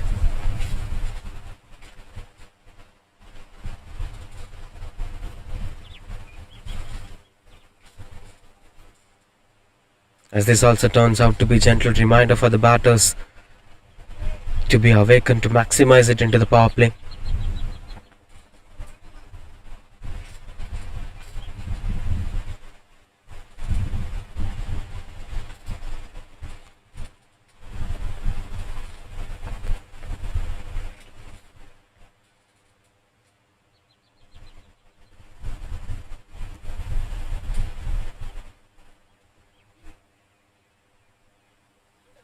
Swing and a miss, couldn't get the control that he's looking for.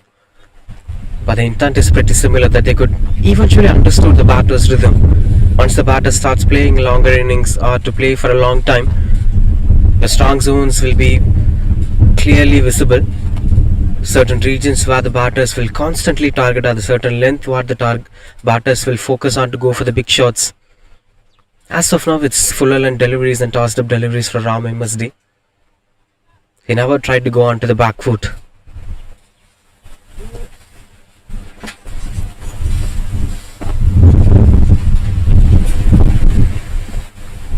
We just want to complete this over.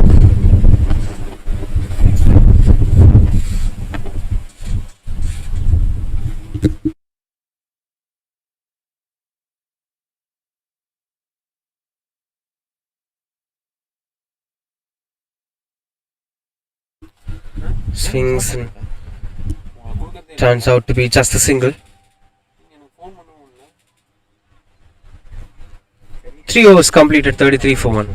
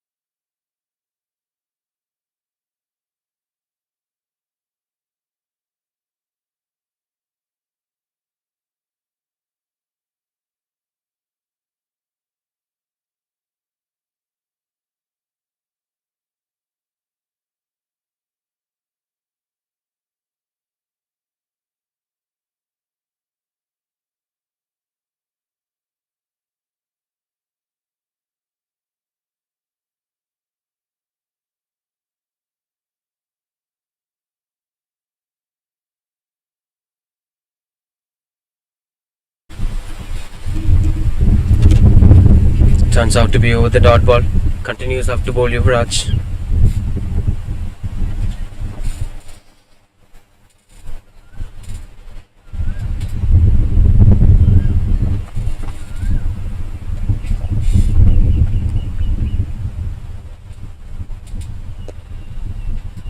Gliding it for single. Will be quite good under control as Subhash trying to consolidate the momentum with Ram MSD. Though it's slowing down, the run rate is still supporting them to reach out the target. Just 100 more required. 106. Will be pretty easy for them.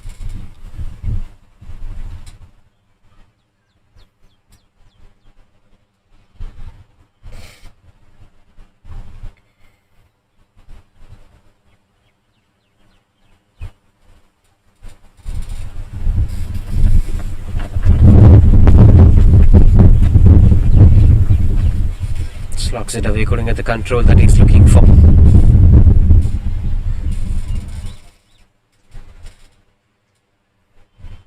But again, the alteration of lengths are stopping Ram MSD from exploding. And that turns out to be a no ball. And power play is supposed to play is only, in fact, that is 6 fielders on the leg side, it seems. Smart work from the on-field umpire. And 6 fielders on the leg side, which is not allowed in T20 cricket, in any form of cricket except the test.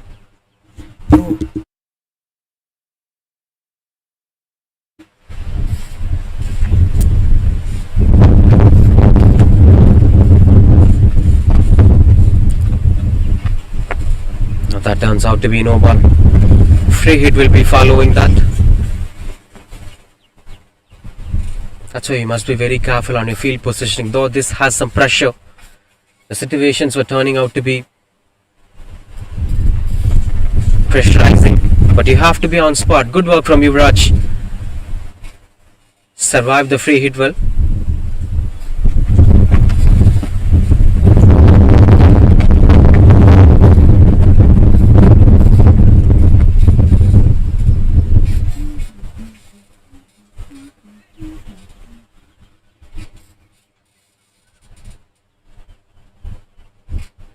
Clean ball as the stumps were flying off. Swings and swings and swings. This swing is not working well for Ram MSD today. After the initial boundaries, he was struggling and finally losing his way in the middle. Good one. This one bowled onto the slot with a risky delivery from Yuvraj. As it hits the stumps and stumps flying satisfies the bowler for sure. 35 for 2 it is with this. This was the delivery on the slot. He was overexcited. Ram MSD. Walking back to the pavilion, 35 for 2 it is.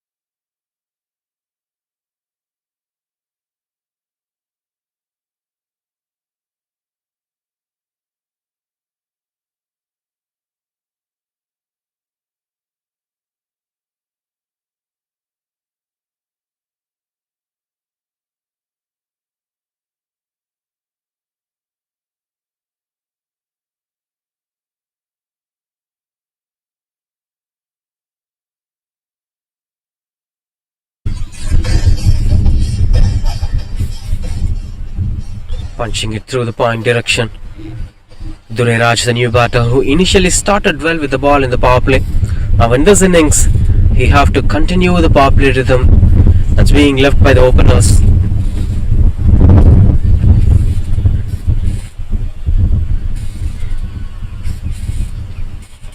Oh, much better Lens. He's bowling it with raw pace and real quick. That doesn't let the batters to explode the boundary. One to complete this over.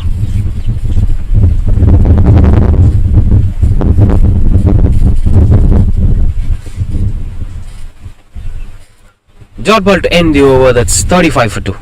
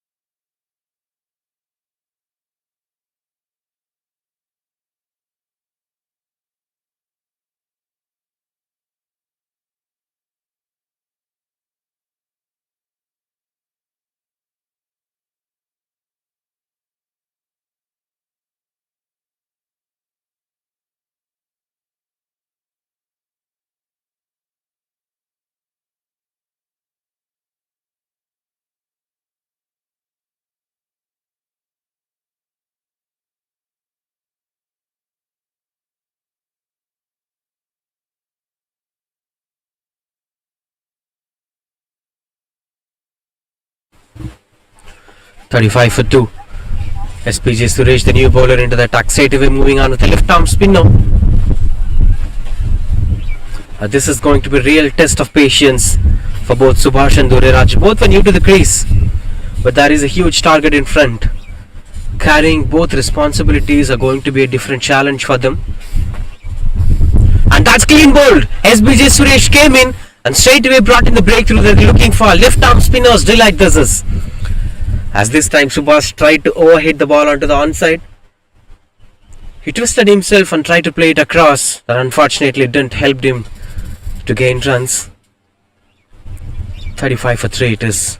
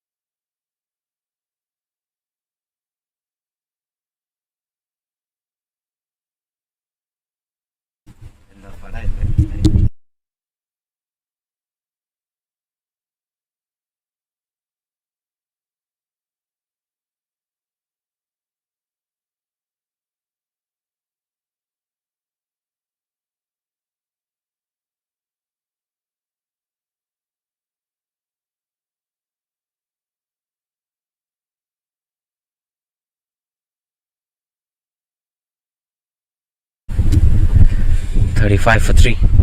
Mani Silva, the new batter. 2 newbies. Now the game is changing here for Kovai Thunders. It's going out of their control. All they need is one big partnership without compromising on the run rate. Will it get that one over?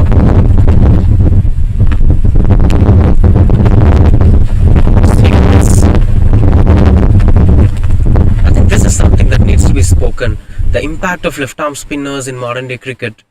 There have been huge thoughts and spinners will be demolished because of T20 cricket. T20 cricket is going to spoil bowlers' career, especially spinners' career. Oh, dropped opportunity. Should have been another wicket for SPJ Suresh, but unfortunately that turns out to be a dropped opportunity. You can never give any reasons for that. Your sight was not disturbed on sunshine. The ball is not that quick. Everything is on place except the wicket that's supposed to fall.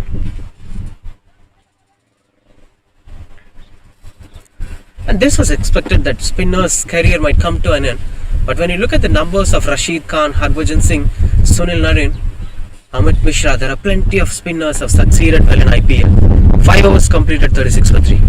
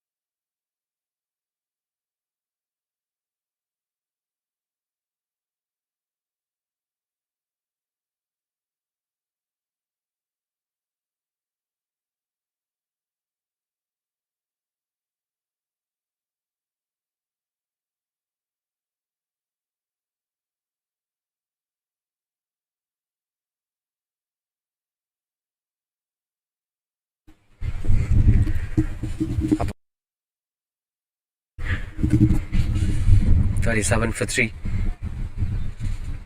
Continues off to bowl Yuvraj. He's been bowling with quick pace right from the previous over.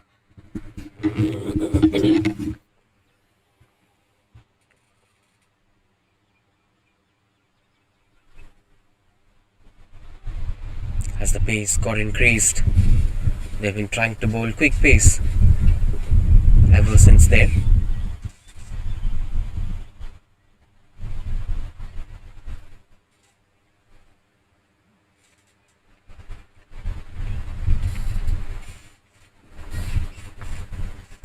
Strong shouts onto the bats as he knows that it is not going to be a wicket delivery.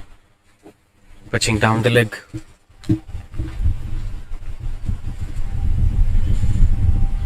This automatically slows down. That's why keep on picking up wickets is most important for a bowling unit. The more you pick wickets, the more opportunities you get to stop the batters from scoring runs. There you could see the dugout of Covey Thunders, little worried on what happened so far in the power play. There is still a lot of hope that they should carry on. That's high in the air. Is it something that's going to break the hope? Yes, that is SPJ Suresh again. This time as a fielder through the covers, ran and caught the catch well. Dureraj tried to play it through the covers, over the covers fielder in fact, but that attempt to play the inside out was not working well for them. Look at that. Overhit, misconnected, and good catch taken by SPJ Suresh. Wicket number 2 for Yuvraj and wicket number 4 lost to Covey Thunders. 37 for 4 it is.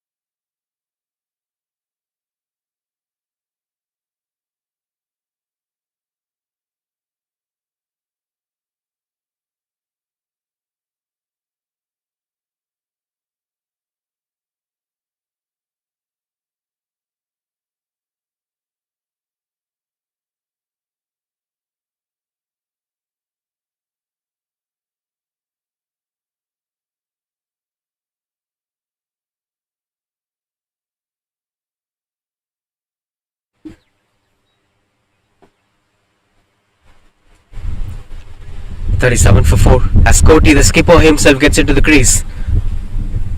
Number 6. As a middle order batter, you have a lot more responsibilities to carry on. High in the air, but lands in no man's area. And choose the call as they're running back for the second run. Straight away getting off the mark with those 2 runs on the board. Whereas Yuvraj have been phenomenal with the ball. His first over was pretty decent, but the second over got quick pace, raw pace while bowling to left-handed batters. The more he gets better, the more he gets wickets, his pace is increasing, is generating a rhythmic flow. That's improvising the game well. Look at that.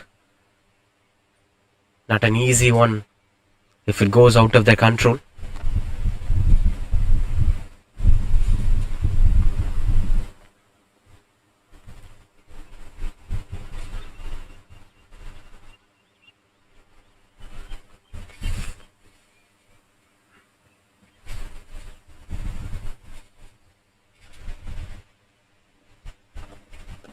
Cuts it away through the covers. Beautiful placement that turns out to be. You have more regions to cover, but the choice of stroke making is quite impressive. Good stop from the fielder anyway, as it turns out to be a boundary. You can play it at point, you can play it at covers, but this man targeted the extra covers region where the outfield looks better. There was a huge gap and he was able to make it to the middle of the blade. Not every batter could do this, and this is where the effort went in vain. It already reached the boundary ropes anyway.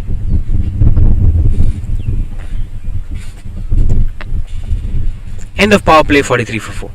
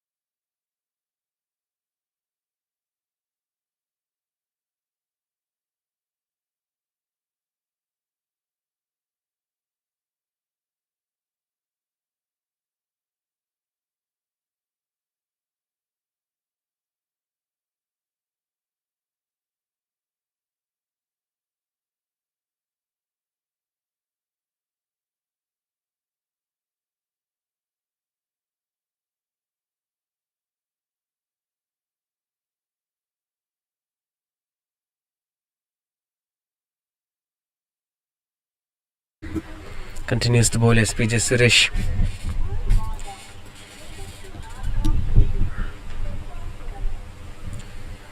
There have been a lot of hopes for him if he tries to bowl onto the stump line continuously, because the biggest strength of left arm spinners is to bowl on stump to stump. We've been speaking about the growth of spinners and the evolution of spinners in modern day cricket. There were expectations on the spinners' career might be going down in T20 format, but with the way how left arm spinners got themselves onto the game, despite of a few leggies who were successful like Yuzvendra Chahal, there have been few mystery spinners, but when you take left arm spinners, their impact have been huge. Though they didn't maintain good numbers with wicket column, you can take someone like Akshar Patel, you can take someone like Jadeja. Over a point of time, they were very successful. And even bowlers like Shabaz Nadeem were successful for a few seasons. Short shouts, turning down the leg. And you've seen left arm spinners opening up the innings. You've seen left arm spinners bowling the last over of an innings. Jadeja bowling 20th over, Jadeja bowling first over. All these actions have happened in T20 format, and what matters the most is there were times of Yuvraj Singh where he was very successful in 2011 World Cup. But right after then, Mahendra Singh Dhoni's priorities have turned down to Ravindra Jadeja, where he started bowling a little quicker, which was needed at that point of time as an evolution for a left arm spinner. And then when you take another 4 to 5 years gap, bowlers like Akshar Patel have started dominating the game. And now in modern day cricket, left arm spinners were almost bowling like a medium pacer. Bowlers like Imad Wasim of Pakistan, Krunal Pandya, Akil Hussain from West Indies, these bowlers have changed the context of left arm spin, and they were pretty successful. It's more about adapting to these conditions, and its name is not about left arm spinner. This turned out to be slow left arm bowler. And the more you attack the stumps, the more possibilities of you getting that wicket. It's high in the air, fielder under the ball, and that is taken. Not an easy one to take on a hot sunny day. When sun shines on the sky, you can't take a high catch that easily. Exceptional performance. That turns out to be one more wicket to SPJ Suresh, and the skipper who tried to elevate the innings to the next level couldn't make it happen as he's disappointed and walking back to the pavilion. this was that intent. It was a mistime, but that catch surprised me. He watches the ball, and a very good catch. 44 for 5.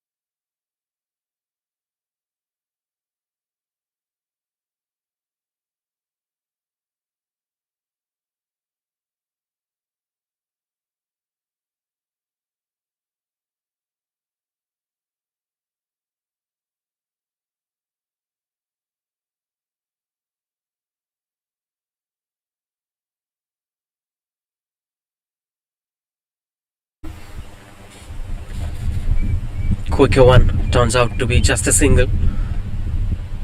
Gets off the mark Cortes again with that single. That's 45 for 5 after 7.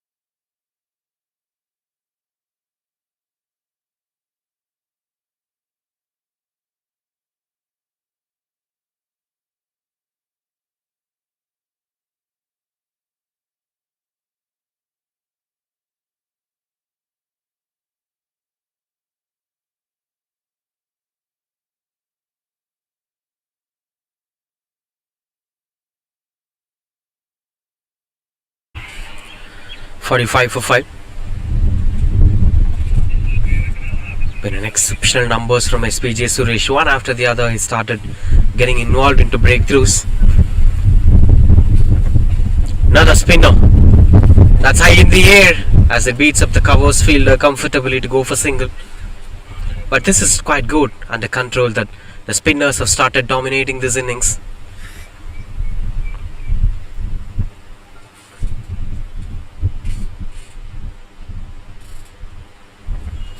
Will surely be an interesting stuff to watch out for.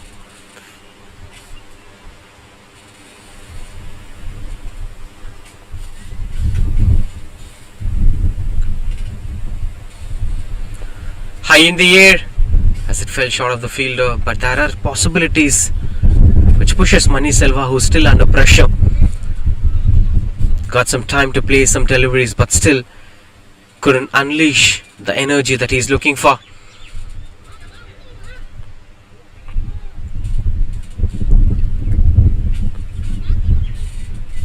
And there have been huge dramas. Cricket is all about hope.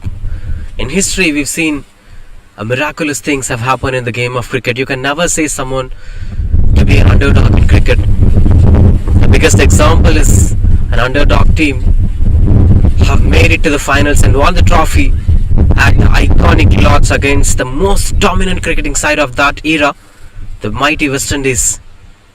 It happened exactly on June 25, which is tomorrow.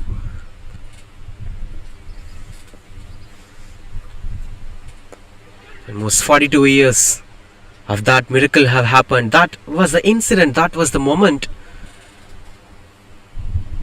that started setting up things for Indian cricket and what it is today. We've seen cricketers were not earning much on that profession that time.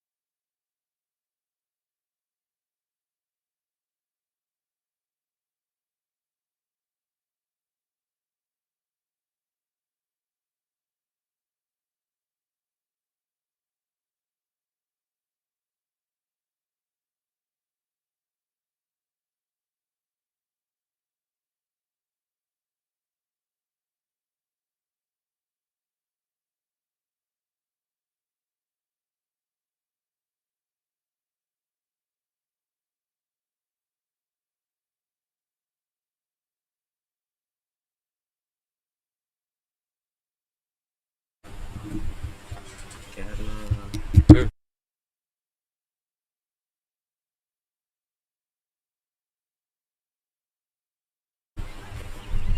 48 for 5. Pulls it away, continues up to bowl his third over. SBJ Suresh, the one who transforms this game towards Kanchi, as this is going to be a do or die game for both the sides. Tremendous performance with the bat, with the ball. Never give up attitude, and that fighting spirit is still there from them. Oh, that's game ball. One more onto the cards as SBJ Suresh gets his third one. This time the struggling Mani Silva's wicket is finally coming down. It was a quick with a bit of revolution on a good length delivery. Mani Silva did a mistake of going onto the back foot and completely left the ball to hit onto the stumps. You could clearly see this getting more rhythm and quickness, that you can never go onto the back foot. Needs to move forward. 49 for 6 it is.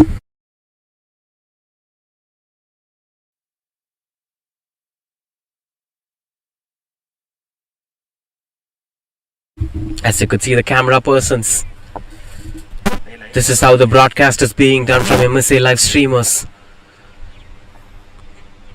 On this scaffolding, they've been covering up the live stream.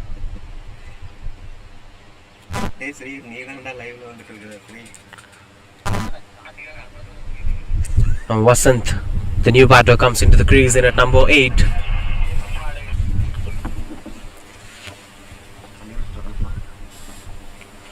As Covey Thunders are struggling in the middle with no batter to take up the responsibility moving forward. There is a lot more game to be played. It's just 8.2 with almost 11.4 overs left in this game. Still, there is a possibility of transforming it to a winning game for Covey Thunders. All they need is one big partnership, one good batter scoring 50-60 runs on his own name.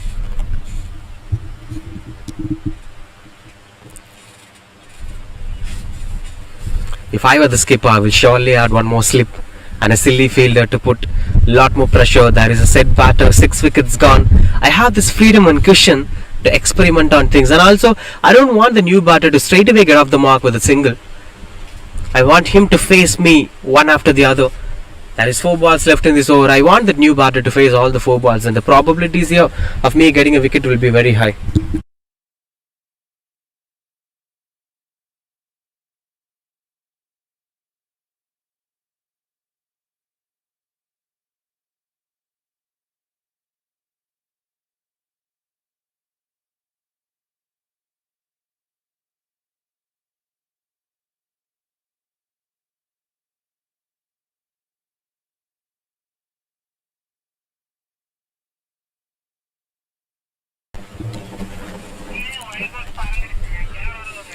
That's slightly into the air.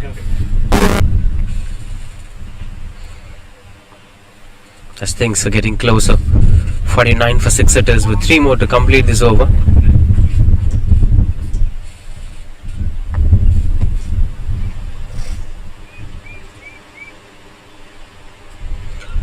swing and a miss, as that turns out to be a wide ball.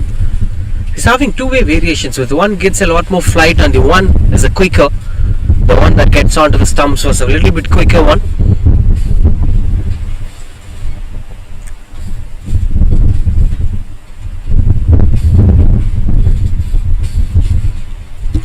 As this shows the kind of quality that para cricketers bring into the game. We've seen quick pace fast bowlers, we've seen tremendous left arm spinners, we've seen top quality batters hitting over the boundary rows for 70-80 meters. And there have been cricketers with one hand, cricketers comes under leg category, will be having run bys. Even with one hand, cricketers have punished the ball really well. We've seen in the first over 20 runs in 5 balls before lost his wicket. So there won't be any problem for the entertainment. Entertainment will always be guaranteed in para cricket, as it's having its own parameters to set the rules on certain regions.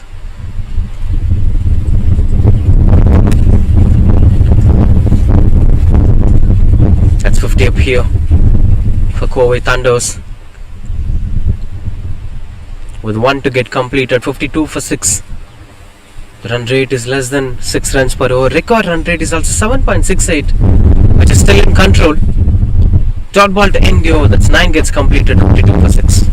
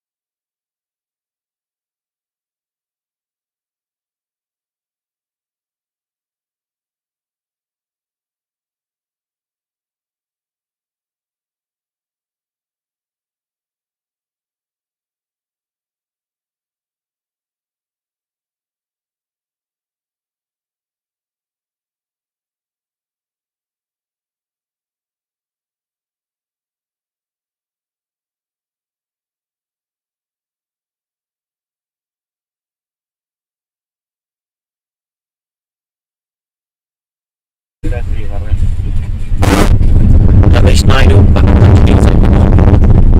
batted really well.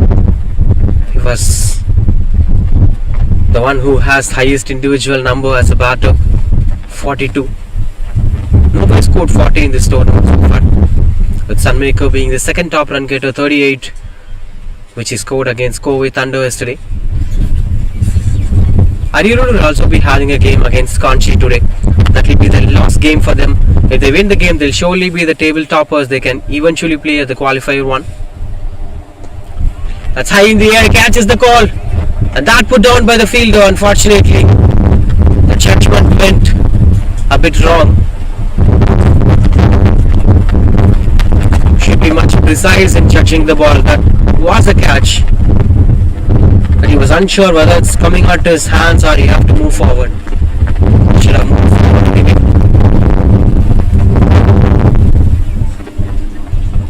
Continues to bowl Ramesh Naidu.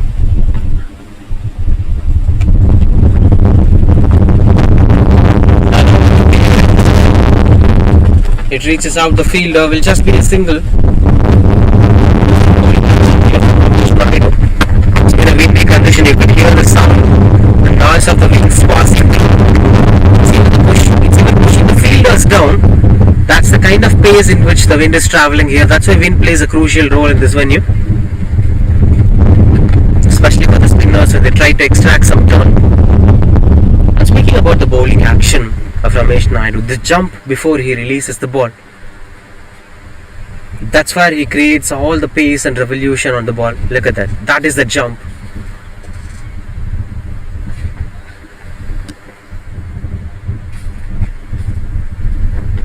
Interesting bowling action that turns out to be. And that is this video game.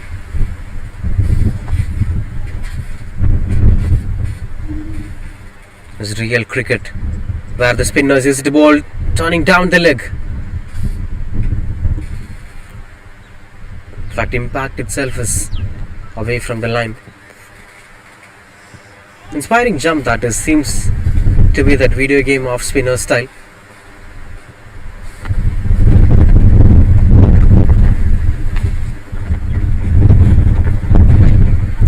Another one on the air. Another opportunity. Turns out to be just a single. We just want to complete this over 9.5 here. Go with Thunders.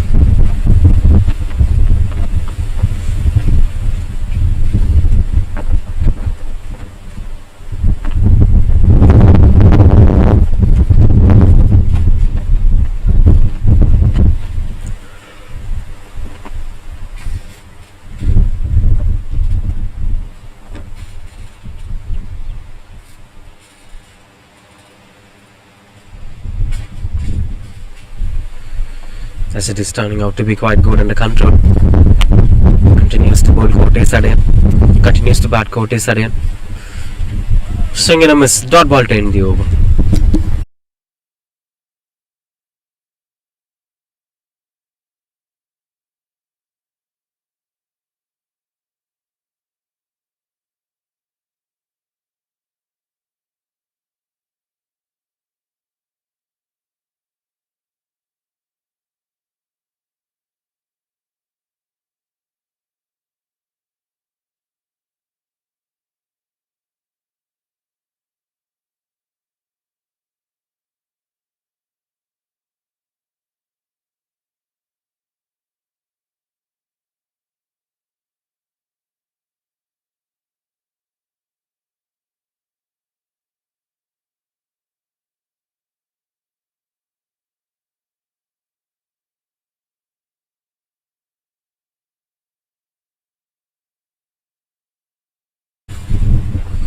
.56 for 6.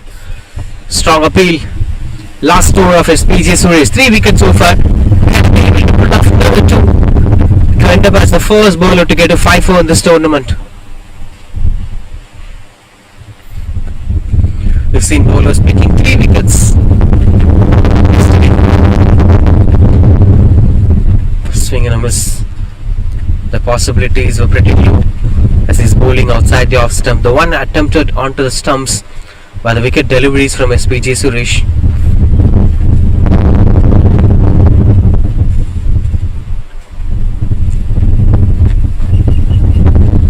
Oh, another one hits onto the stumps. Every time he picks a wicket, that's clean bowled. One more time. As this time Vasant targeted to go for a very big shot. Look at that. But doesn't watches the ball fully. That is more than enough for SPG Suresh. One more time. He targeted the stumps. Got the wicket on his name. 4th wicket for him. 90, 56 for 7. Go with Thunders.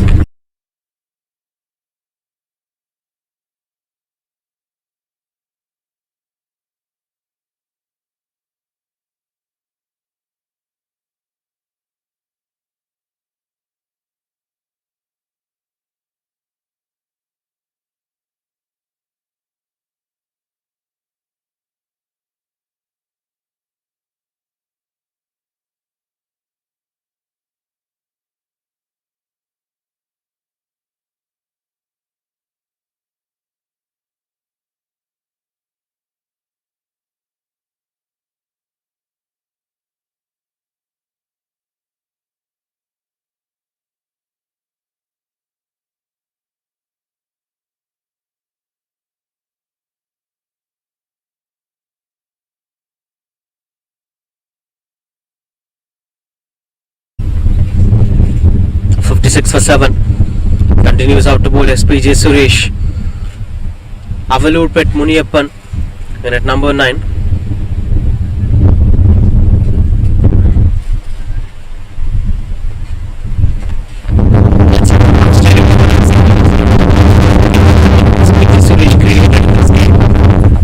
He started picking the strike from the power play.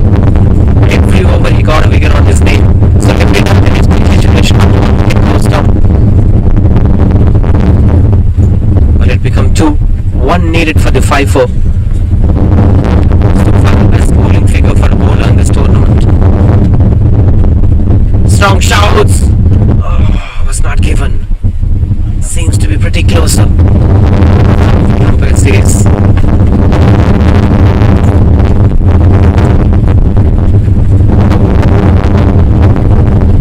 It has a bit of back touched. Last ball of SPJ Suresh. 4 for 8 as of now in 3.5 overs.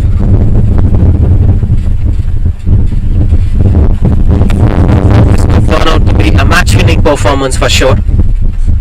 Swing and a miss, dot ball to in. In fact, that turns out to be wide. But one to complete this over. So there is a possibility of 5-4 now. But no field adjustments, nothing special being done for this ball. The same field positioning, a regular ball.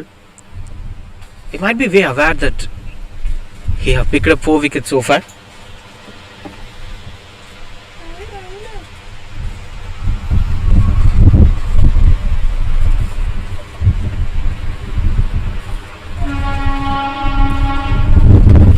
Single in the over. That's 59%.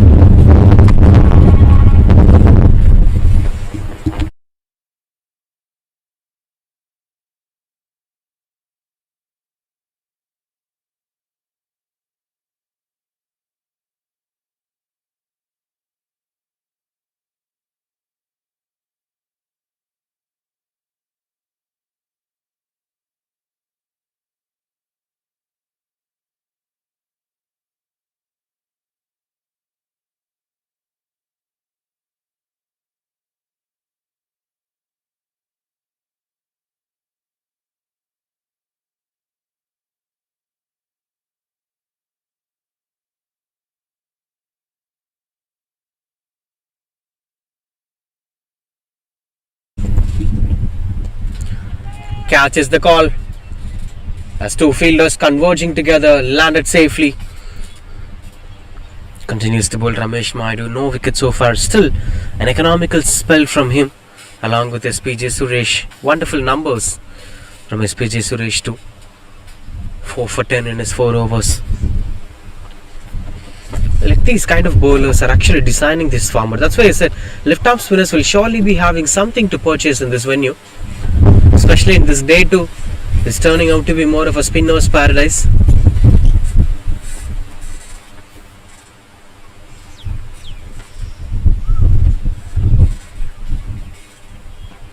Couldn't get much control over there as he's swinging and missing out there.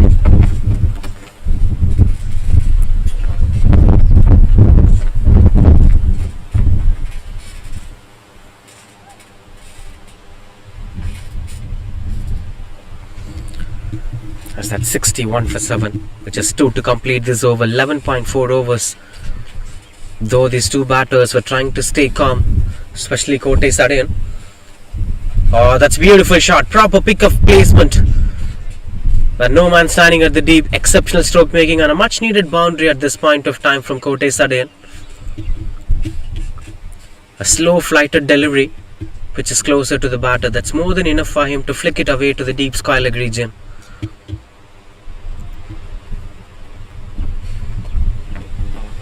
.65 for 7 with one more to complete. And the fielder is getting adjusted now. Deep square leg position.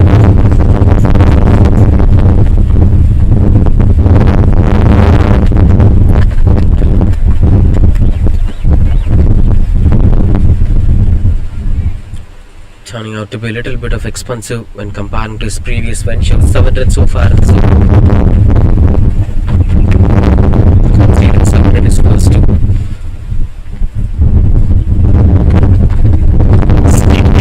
That's 67 for 7.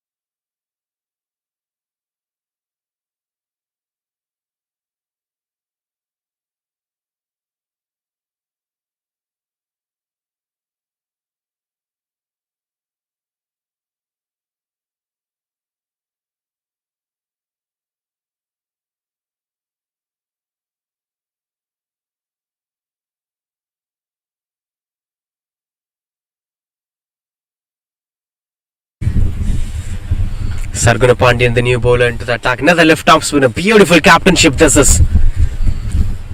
Keeping on left arm spinners to hit hard.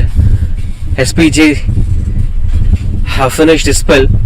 Now straight away Sarguna Pandyan is beginning his spell. So on one end from the pavilion and it's been left arm spinners for the past 5 overs. Maybe for the next 3 overs too.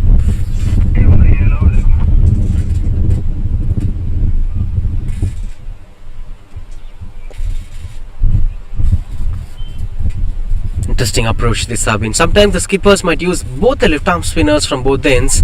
That will also be a successful decision. But as long as SPJ is doing well, they hold it on Sarguna Pandyan from introducing onto the game. They know exactly once SPJ completes his spell, there will be a vacant space where the batters might also try to shift up the gears. This is wonderful approach of bringing another left arm, serving him until the one gets completed. But these are the regions where you get adapted to the game well and you'll do the captainship to the perfection. It's not about the formulas, it's not about fixing things. You can't fix everything in cricket. You have to wait for certain scenarios and take on-spot decisions. This is one such good decision of bringing Sarguna Pandyan later into the part of this innings. But missed fields were adding up a lot more runs. That means you get to control at this level of cricket.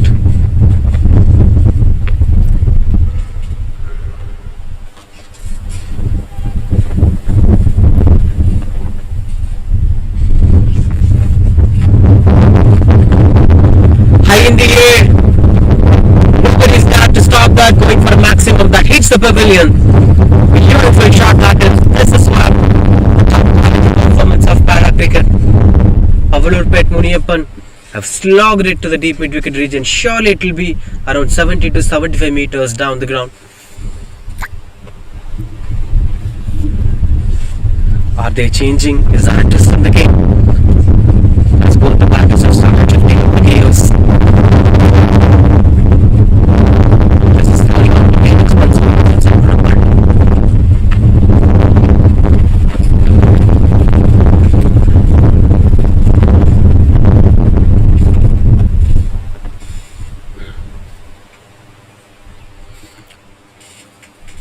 All of them are in search of the ball.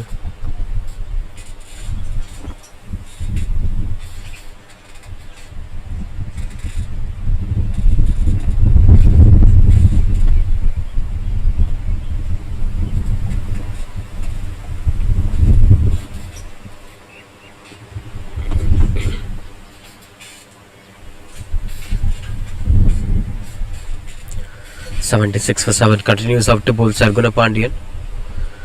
Another one in the air as fielders chasing down it have landed in a no man's area and will just be a single to finish things off. 13 gets completed, that's 77 for 7.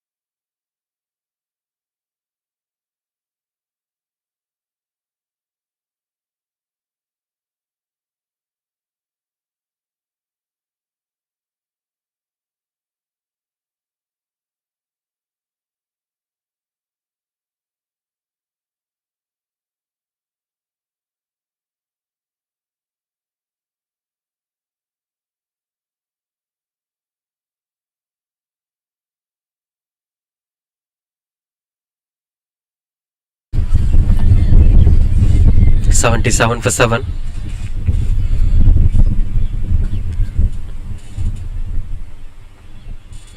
Which is 63 required in 42 balls, which is gettable. Mathematical possibilities are there. And most important thing is, in modern day cricket, we've seen plenty of games being chased down from this level. So the players will get used to these kind of situations. Most of the times at this situation, teams never flops. All you need is one good batter to stay till then.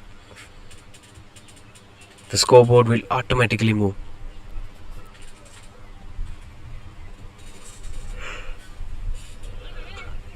Couldn't get much control over there.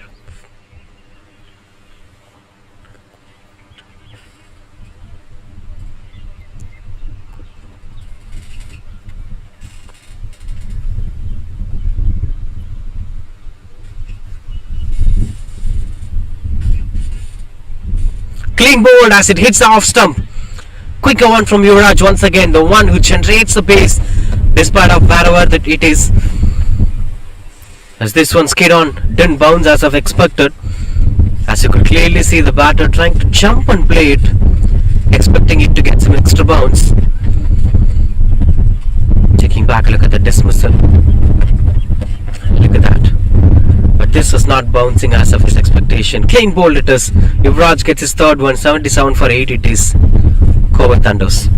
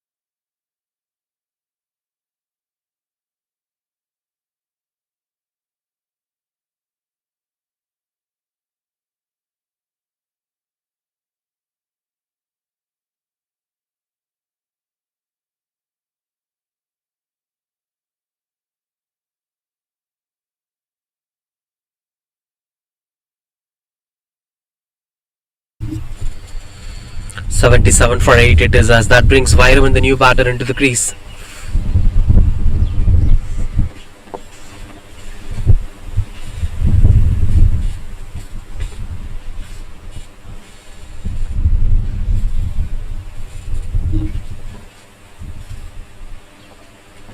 Swings and couldn't get the connection that he is looking for.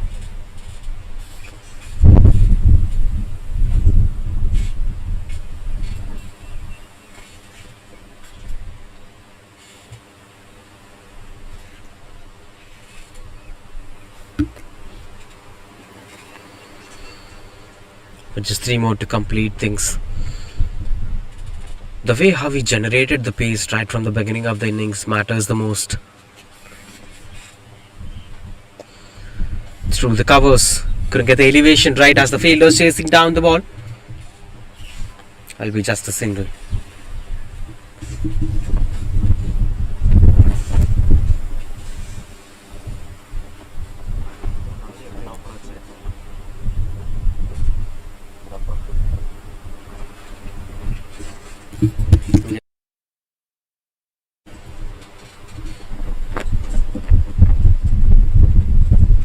Swing and a miss.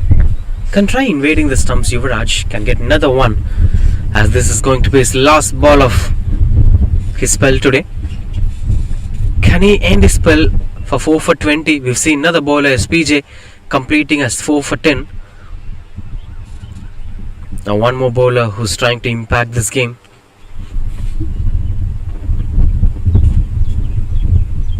Dot ball to end the over. Ends his spell for 3 for 20.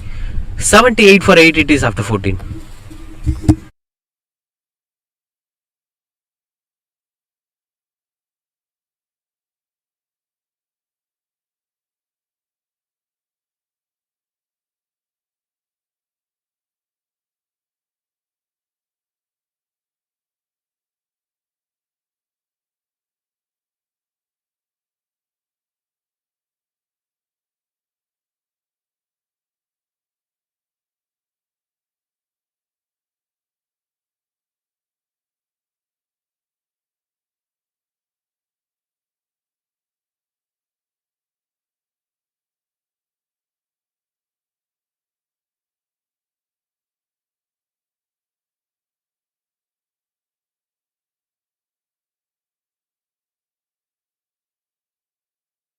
As you could see, Grand Galaxy Ariul, who are the table toppers as of now, winning both the games yesterday, were the only unbeaten side of the tournament, have more possibilities of making it to qualifiers one, are having their final league match against Kanchi, which is going to happen once this game gets completed.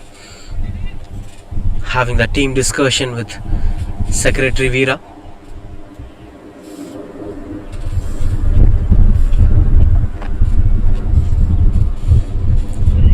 Trying to slice it away, Vairavan. The intention is to cut it to the point direction. Was a little expensive today, Raja. 1 for 23 and it's 2 overs. But this over is turning out to be quite good for him, getting a couple of dot balls. The biggest surprise is why does the bowlers doesn't try invading the stumps. There is still a possibility of we can finish this game as quick as possible. This is turning out to be dot ball after dot ball after dot ball. 5 at the stretch, chance of a maiden over.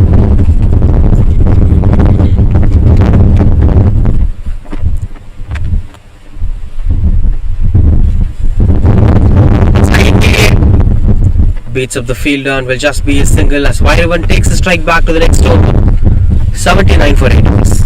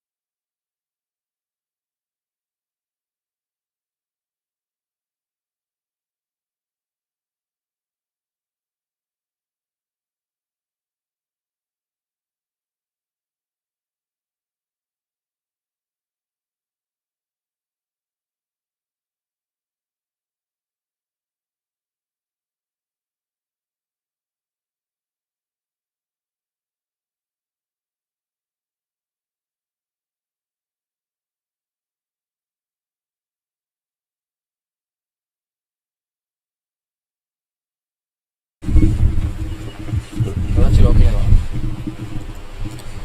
80 for 8 it is. As one hit batter Kote Sadayan. This is still swinging the bat. Ramesh Naidu to complete his spell. 3.2 overs, 0 for 16. Good numbers, but the wicket column is still empty.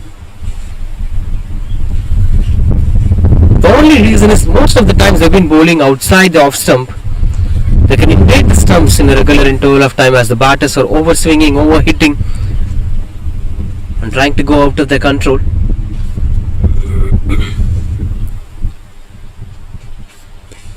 High in the air and nobody under the ball to grab it.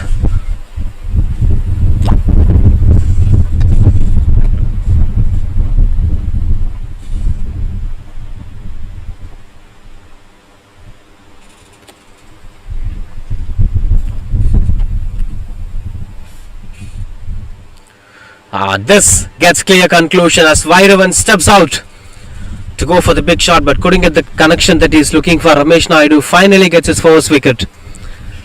That turns out to be 81 for 9 with his dismissal. And one more to complete this game as Kanchi have almost packed this game on their favour.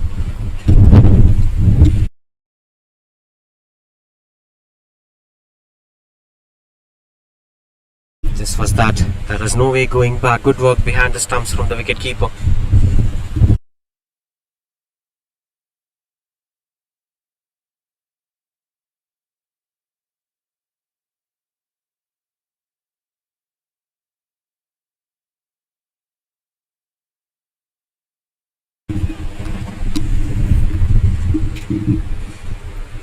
Padmanabhan, the new batter, and the last batter too, and that is taken. Soft dismissal. But you gotta wait for the umpire's decision. Does it pitches before it comes to the hands of the bowler? Some discussions were going on from both the umpires. Batter seems to be confident that he feels that it pitches down. We're going to take back a look at it. This was that delivery. Well, looking at that bat flow, it also seems to be pitching on the ground. Not out given, that 16 overs completed, 81 for 9.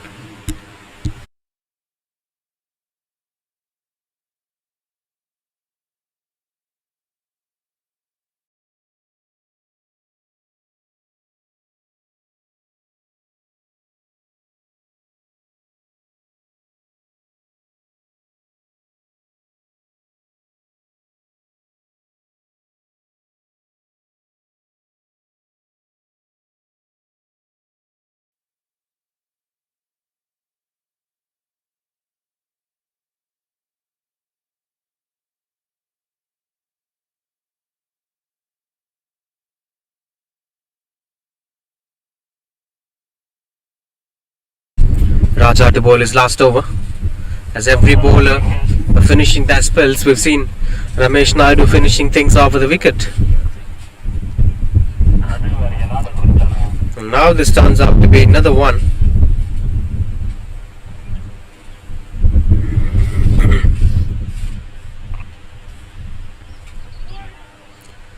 Gets closer to the stumps.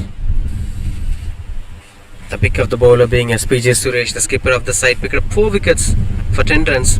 Yuvraj 4 overs completed 20 for 3. Ramesh Naidu 4 overs completed 17 for 1. Every bowler did their job well. And now finally Raja completing his spell, 24 for 1 so far. And for final 3 overs, in fact, Sarguna Pandyan have bowled 1 over, and there should be a new bowler to be introduced.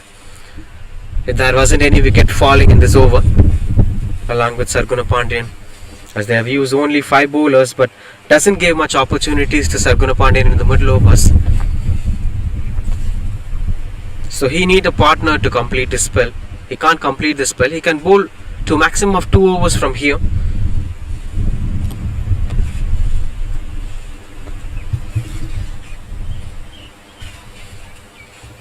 For just 1 to get completed, that's 1 for 25 as of now.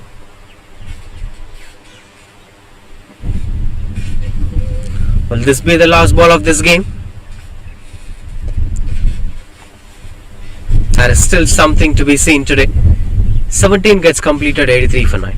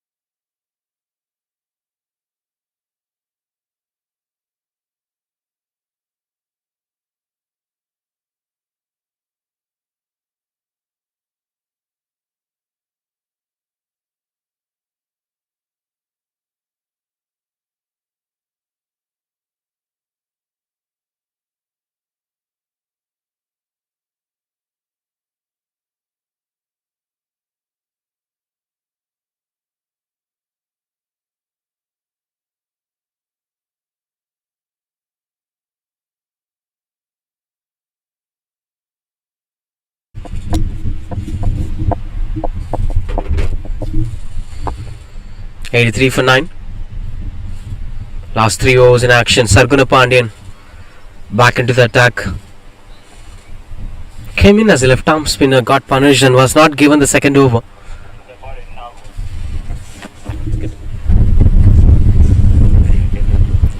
Padmanabhan on strike.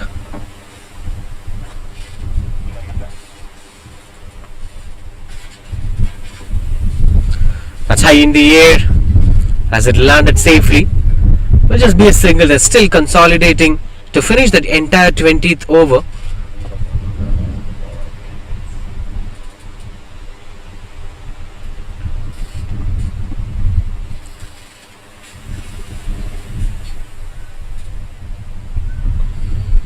As this is turning out to be quite good under control.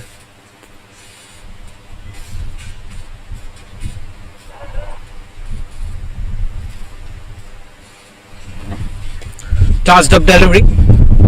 No chance of that getting any runs over there. This is spicing things up.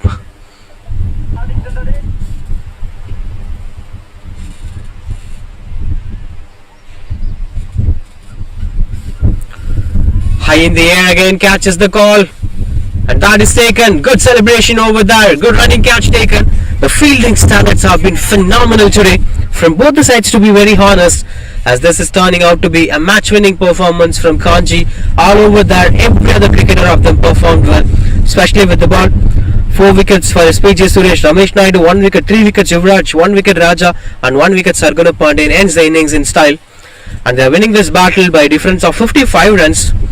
And it is quite good to watch. The first 2 matches of this tournament was being won by team batting second, but these 2 matches, the match number 3 and 4, are being won by team batting first. The dynamics of this pitch condition is slightly changing. Let's wait and watch what all the dramas are waiting for. Now, without any much break over there, the Kanchi Invaders have to play another game today. That will be played against Grand Galaxy Ariyalur, who are unbeaten so far in this tournament. Will be facing off each other. நம்ம திருப்பூர்ல sports வியருக்கு எக்ஸ்க்ளூசிவா T-shirt track பேண்ட்ல manufacture பண்ற ஒரு unit தாங்க இப்ப நம்ம வந்திருக்கோம். ஸ்போர்ட்ஸ் வியருக்கான மேனுஃபேக்சர் தாங்க நம்ம யூனிக் ஸ்போர்ட்ஸ் வியர். இவங்க பாத்தீங்கன்னா உங்களோட டீமுக்கான group jersey, team jersey, cricket white, sublimation ஜெர்சின்னு எந்த ஆர்டர் நீங்க கொடுத்தாலும் சரி, இவங்களோட இன் யூனிட்ல இருக்க ஃபேப்ரிக் எடுத்து நீங்க கொடுக்குற கஸ்டமைஸ்டு டிசைன்ல உங்க டீம் நேம்ல, உங்க பிராண்ட் நேம்ல, இவங்களோட கார்மெண்ட்ஸ்ல இருக்க இவங்களோட பிரிண்டிங் டெக்னாலஜி மூலமா பிரிண்டிங் பண்ணி, கட்டிங் பண்ணி, ஸ்டிச்சிங் ஒர்க் எல்லாமே முடிச்சு அயனிங் பண்ணி உங்களுக்கு 2 to 3 டேஸ்ல டெலிவரியே கொடுத்துறாங்க. தமிழ்நாடு முழுக்க நீங்க எங்க இருந்தாலும் சரி, உங்களோட கான்டாக்ட் நம்பர் ஸ்கிரீன்ல கொடுத்துருக்கேன். உங்களுக்கு கால் பண்ணி உங்களோட டீமுக்கான ஜெர்சி உடனே நீங்க ஆர்டர் பண்ணிக்கலாங்க. இவங்க நம்ம திருப்பூர்ல PN ரோட்ல கரெக்டா நெசவாளர் காலனில இந்த பெட்ரோல் பங்க்ல மெயின் ரோட்ல லெஃப்ட் திரும்பி அகைன் லெஃப்ட் திரும்பினோம்னா ரைட்ல லொகேட்டா இருக்கவங்க தாங்க இந்த unique sports wear and finishers. நீங்க லோக்கல்ல இருக்கீங்க, நேர்ல வந்து ஆர்டர் கொடுக்கறனால ஆர்டர் கொடுத்துக்கலாங்க. இந்த மாதிரி அப்டேட்டுக்கு நம்ம திருப்பூர் பசங்க இன்ஸ்டாகிராம் பேஜ்க்கு ஒரு ஃபாலோ பட்டனை தட்டி விட்டுருங்க.